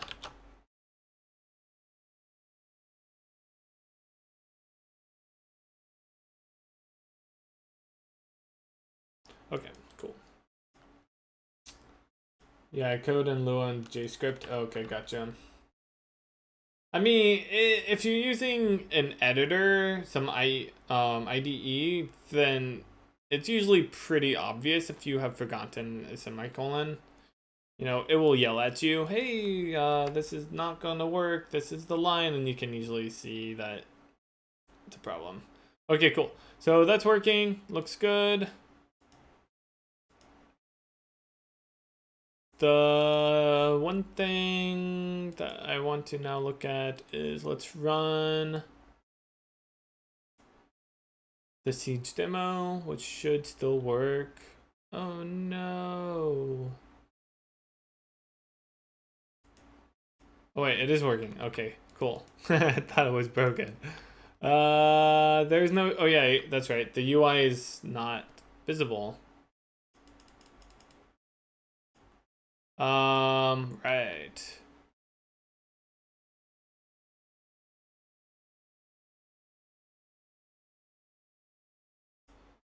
Okay, cool. It looks good. So now we'll just commit these last few changes. Last minute changes.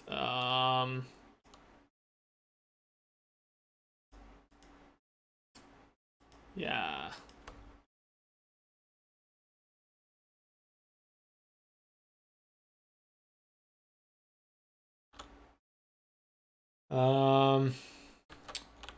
Massive amount of work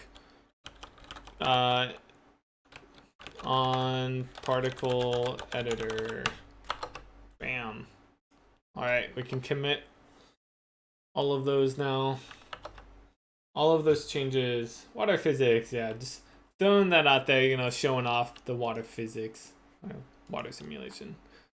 Awesome. So, yeah, we have our little particle editor working for the most part. Like, the one thing that's left right now is being able to change your emitter and add more emitters. So right now it's kind of not that useful, this whole editor, because we're missing that one feature. But I'm kind of done with this right now. We've been working on particles. Today's the 10th day that we've been working on it. So we've been working on it for quite some time. I think it's about time that we move on. But one thing I think we can do before I stop the stream is let's look into this class thing. So if you click on this, it's setting the class, but it's not changing what the UI looks like until you like mouse out of it, and then it gets updated. That is wrong. And so I want to look at why, or like what's happening there. Like if I click on this, so watch the texture path, you'll see that it changes, but one is not showing as being selected. Or if I like disable this, our pudding channel number 2, which is showing the puddings, has been disabled or is not used anymore, but this has not updated until I mouse out of it, and now it turns dark. Same with whenever we reactivate it. So I want to look at that. It's with the class. So something about setting the class is not updating right away until like a little later. And it's the same with whenever it starts as well. So you can see here that it's not showing us having any active channels or use channels. But as soon as I mouse into, I guess it has to be up there, then it updates it. But you know what's interesting? Maybe it has to be, now that I noticed, the parent is getting the mouse over.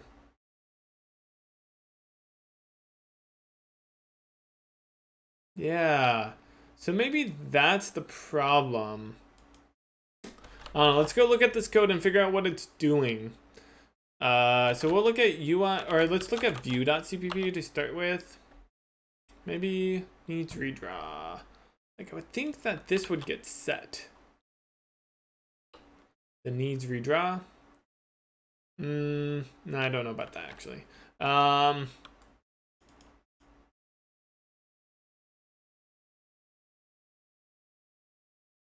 event. Now let's look at, this function here.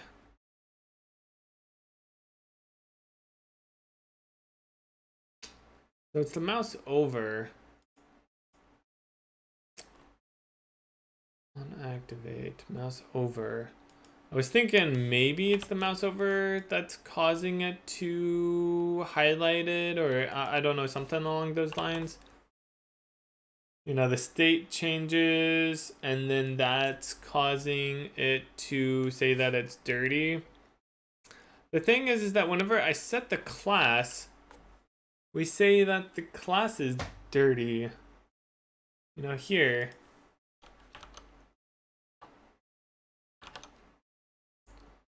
Okay, let's try this.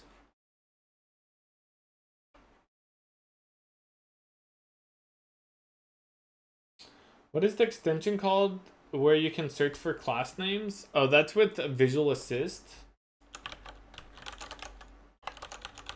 It's a extension or add-on.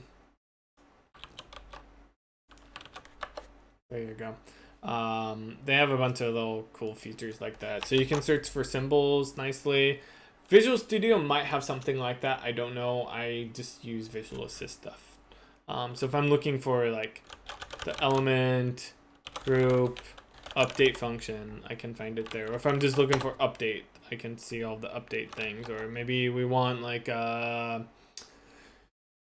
mouse enter, then we can find those.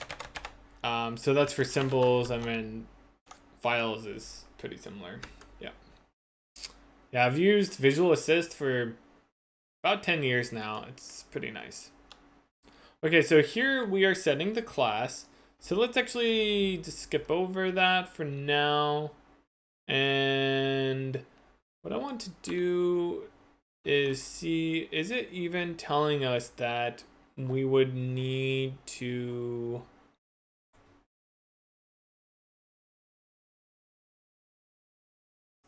redraw? It does look like it.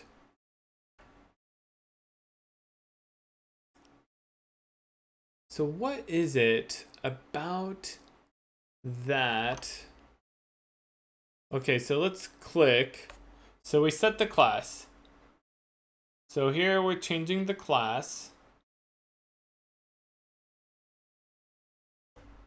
We've changed the class. We say it's dirty. And then we just keep going up.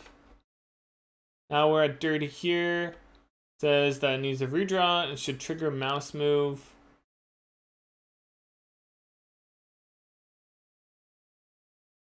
Oh, you know what?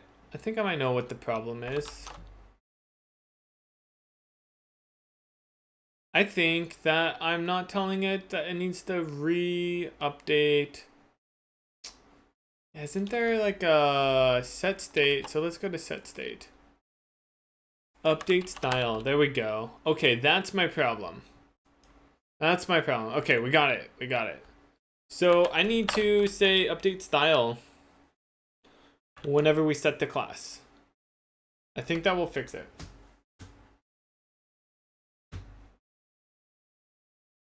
Yay.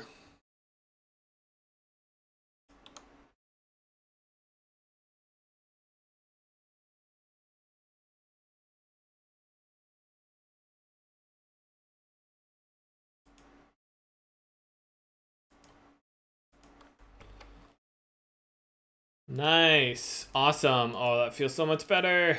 Having it actually react to what I'm doing. Yay. Nice.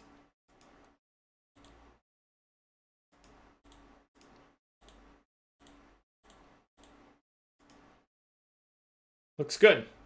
Awesome. Well, that ended up being pretty easy to fix.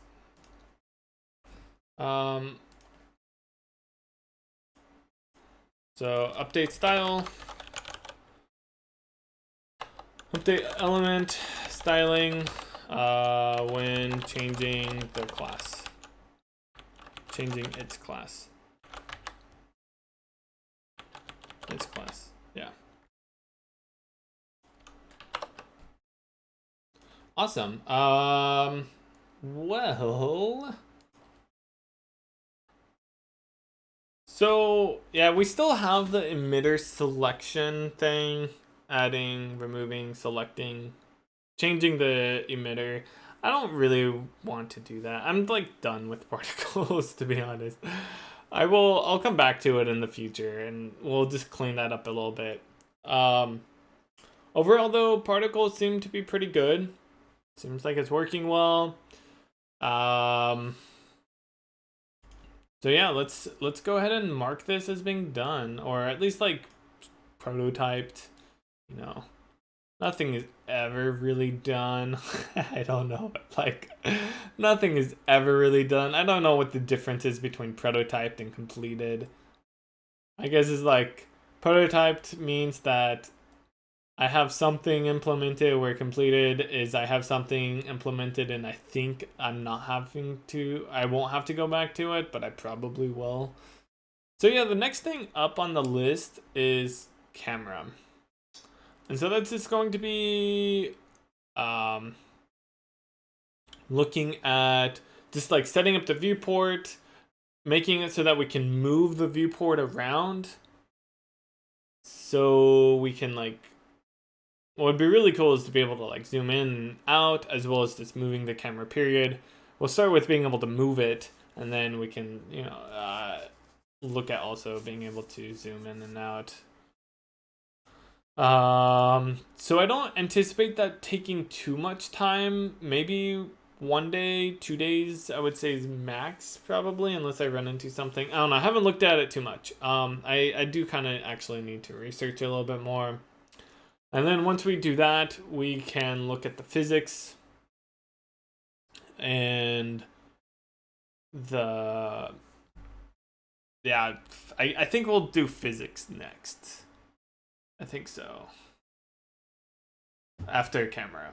And that's going to be interesting, to say the least. Yeah, we're making good progress on this. That's going to be it for today. Tomorrow I'll do a recap on the cellular automata and the particle system. And then we will work on camera after that. So I'll be, I have a chiropractor appointment tomorrow, so I'll be starting the stream a little bit later. I forget exactly when. I think it'll be like 9 or something. Yeah, I'll have to look. And maybe 9:30. So yeah, thank you guys for joining. I really appreciate it. If you're not following yet, feel free to follow. And I am posting all the VODs up to YouTube, as well as recap videos. So if you're not subscribed to YouTube, you are welcome to subscribe there. And I will see you guys tomorrow. So have a good rest of your day. Thanks again for joining. Take care.